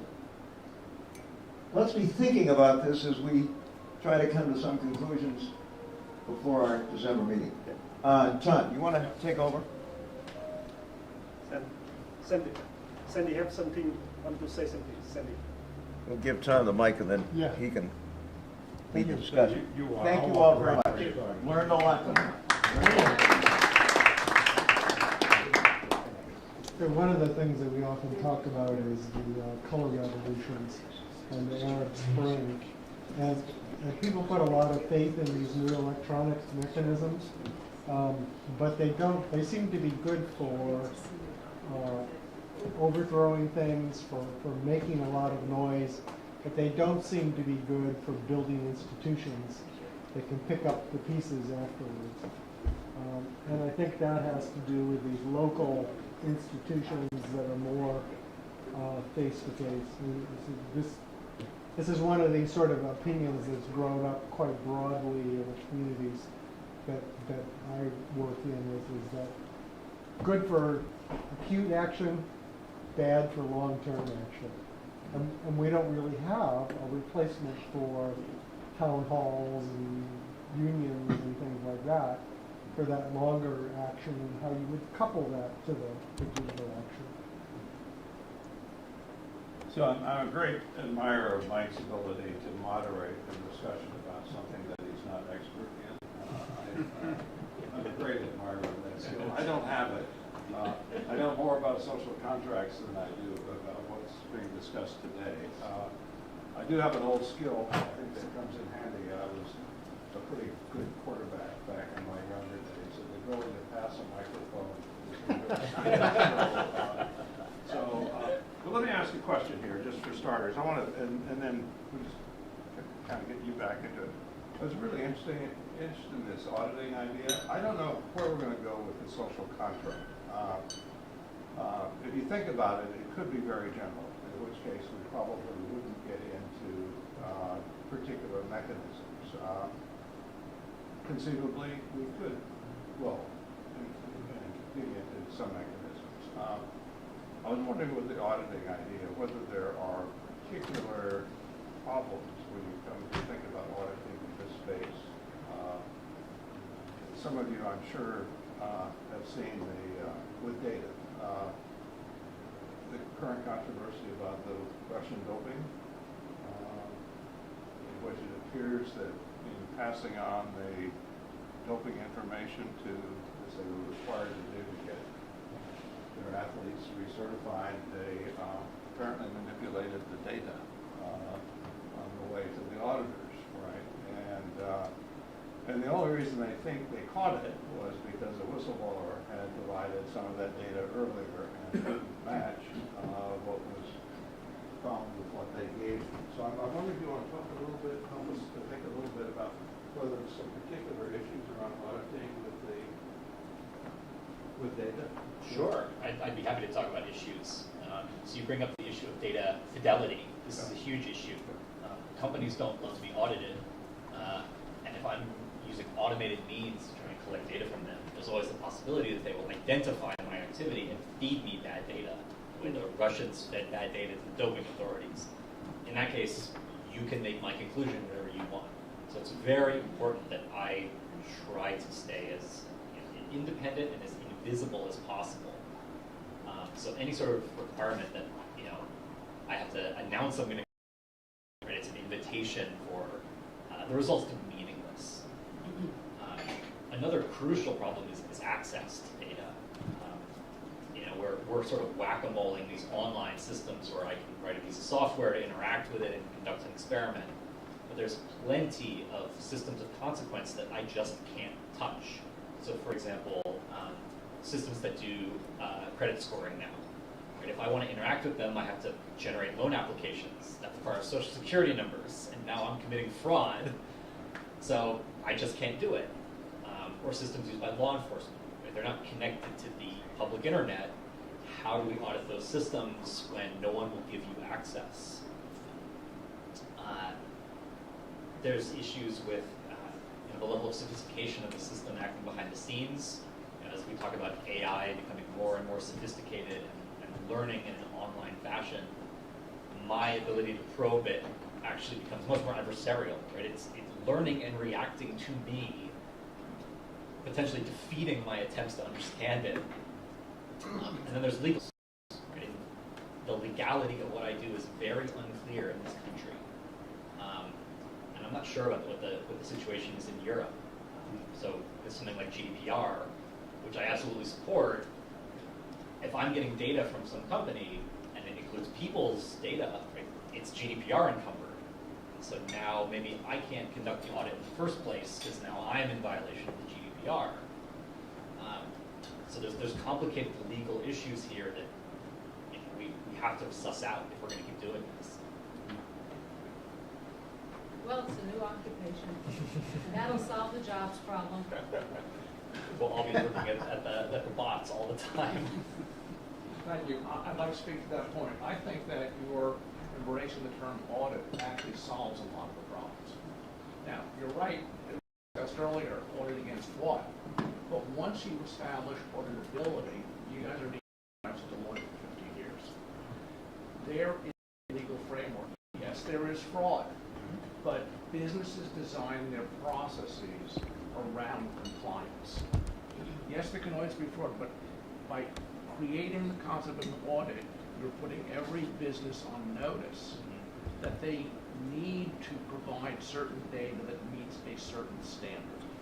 And I think it's a very strong concept.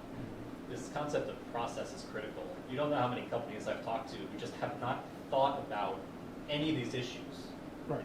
They just found data and they used it. No thought, no process. There's no one to even talk to about the issue. It's a void. That goes to Sandy's point, where its data is an asset that needs to be managed like money. Can we do a lateral?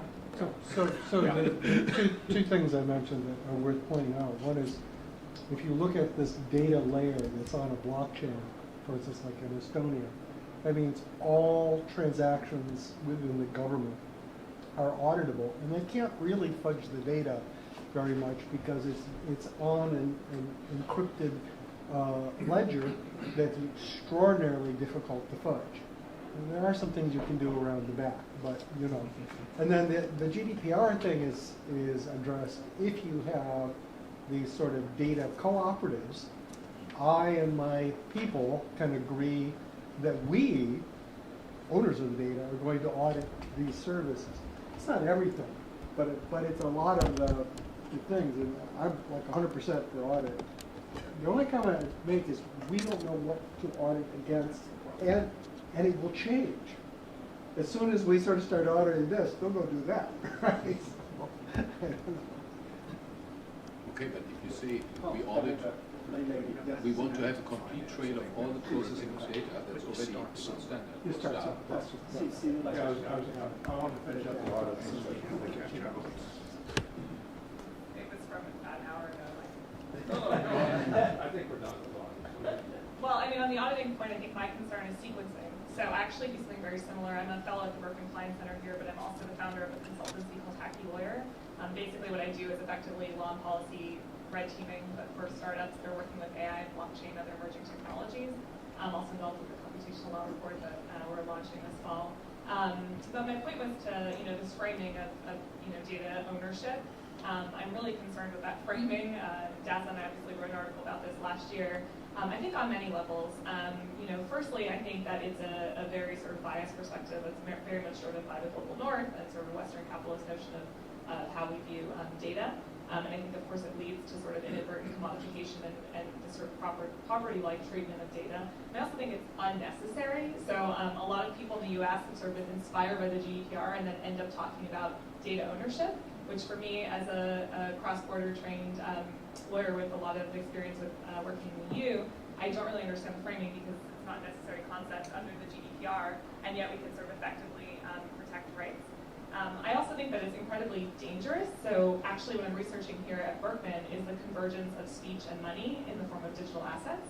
And I think that one of the things that really concerns me about this framing of ownership over data or data as property or the quantification of data is that data often represents things that are definitely not property.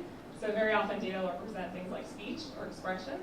And the legal frameworks that we attach to things like money are often very restrictive. They're meant to restrain and control. So we've got AML and KYC, we've got BSA. But the legal frameworks we want to attach to things like speech and expression are obviously quite the opposite, right? So we want to sort of encourage and keep things open. So I think there's this real tension there between applying a single monolithic legal framework to an asset that can, and I don't even like the word asset, but to sort of a digital artifact that can represent many, many things to many different people in many contexts.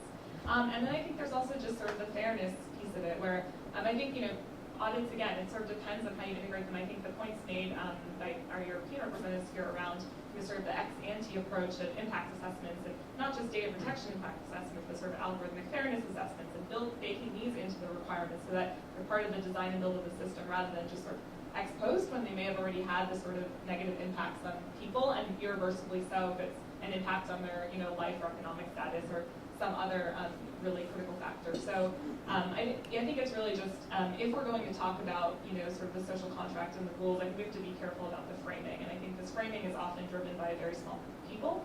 And I think having more diversity of perspectives in that conversation is really critical, and something that I find lacking in a lot of these fora. So I think if we could just be mindful of that, that'd be great. I have a quick question, actually for her.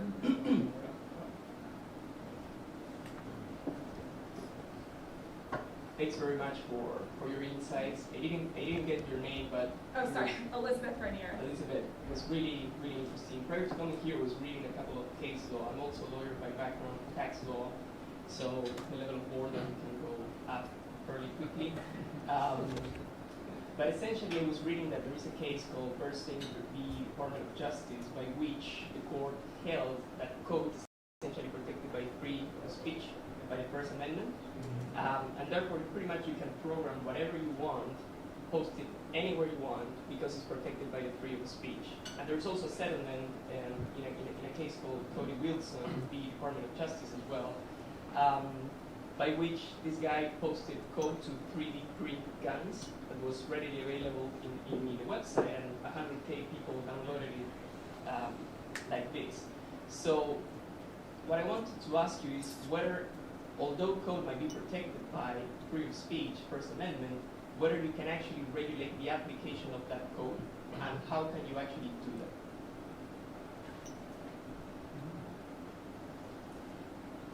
Oh, is that a question for me? I just took that generally. I mean, anyone wants to jump in there.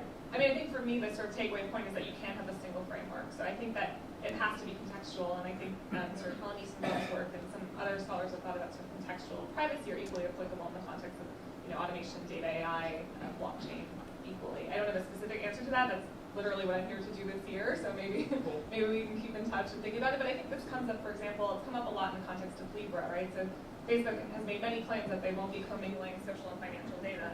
The reason they're bringing that up is because there is, of course, this convergence that's happening in the digital realm and sort of in the networks that they're building. And so, yeah, I think as lawyers, it's sort of incumbent upon us now to think about, if we apply, this particular legal framework, what are the sort of unintended consequences? How do we make sure that we account for the different contextual uses of that data? Well, let me ask the lawyers. I mean, speech, code, whether code is speech, we have limitations on free speech all the time. It's called you can't yell fire in a crowded theater. That is, you can't use it, that you can't exhort somebody to murder somebody else through it. So speech, so if it's subject to that, it would be subject to limitations too that have to do with the harm point. So then we're back to thinking about, so what's the harm, what's the access, what are the rights that people have, which seem to me to be the three questions behind all of this. Maybe just to answer. So that's the last because we don't have time or we good enough? They're kicking us out. At 6. Yeah. So just to answer to this point that there is an increasing convergence of speech and data, well, that may well be, but GDPR has solved it very simply by saying that anything which pertains to journalism is outside, and free speech is outside GDPR, basically. Then the rules of free speech and journalism, they prevail. And I think we have to be a little bit careful not to undermine the protection of data and the concepts which Sandy has by now saying everything is free speech. And I think that there that is instrumentalizing that argument a little bit too far. But it's clear one has to draw a line there and give priority to free speech and those issues wherever that is pertinent. But Google knowing everything about us and publishing it everywhere, that has nothing to do with the public interest, which we want to protect when we talk about free speech. Yeah? And in that context, that argument is abused. And that's a commercial interest, not a public interest. Exactly. Okay, so I think we have to leave. Because I think our technical people have said that we actually can't stay till 4:30. So, but look, this is the beginning of a process for us. We'd love to have your ideas. Please forward them to Tuan and he'll circulate them. The other thing I would ask you to think about is kind of who's missing at the table. Which voices need to be brought into this conversation that haven't been part of the conversation today. I do think it's been a great group, but it's probably not a more consistent organization. So if you have ideas along that line also, please provide those to Tuan. And thank you so much for coming. And again, our thanks to Tuan for putting this together and for all the great work he does for the Boston Global Forum. So, thank you. Cheers.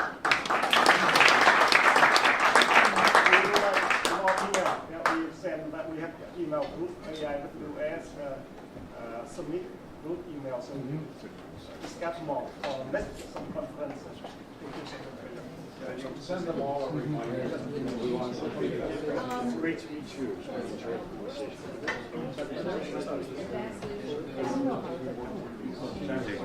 Thank you.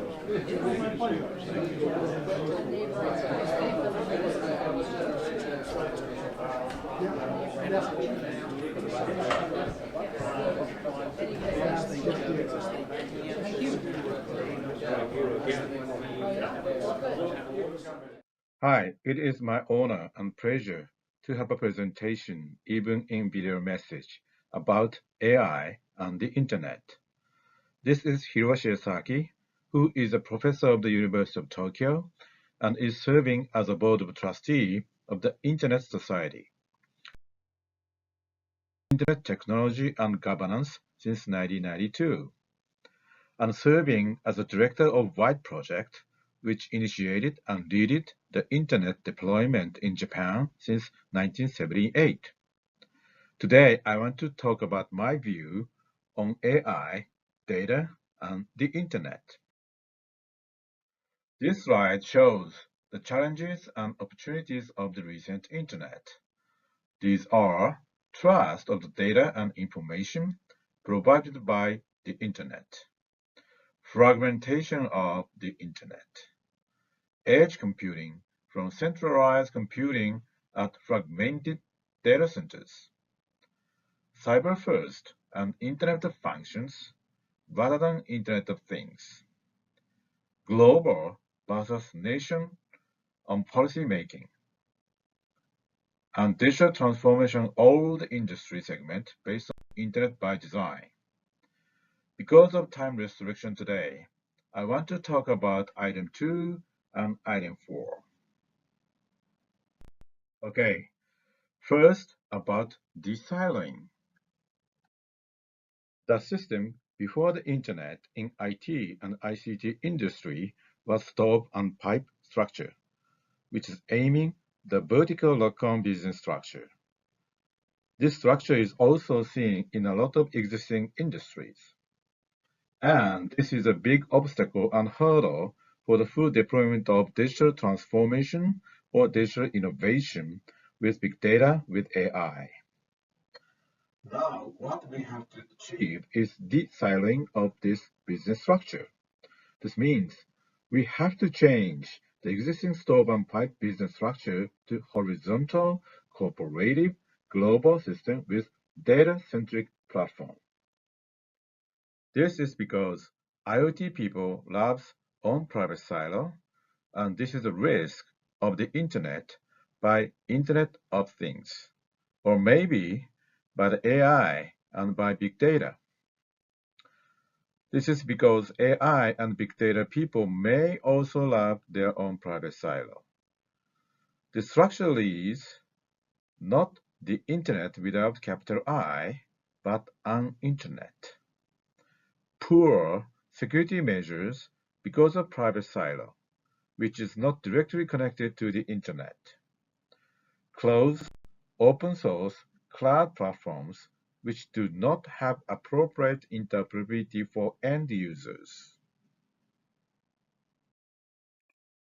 This is the strategy to achieve data sharing platform among all the industries for Society 5.0, which was published in April of 2018 by Japanese government. I have served as a chair of this discussion. Data standardization is not purpose. Internet working is the first priority. Nowadays, we got protocol translation capability for internet working. We need technical transparency for interconnect. We should build agile deployment platform rather than historical waterfall development. And sharing of experience among all stakeholders for cooperation and competition.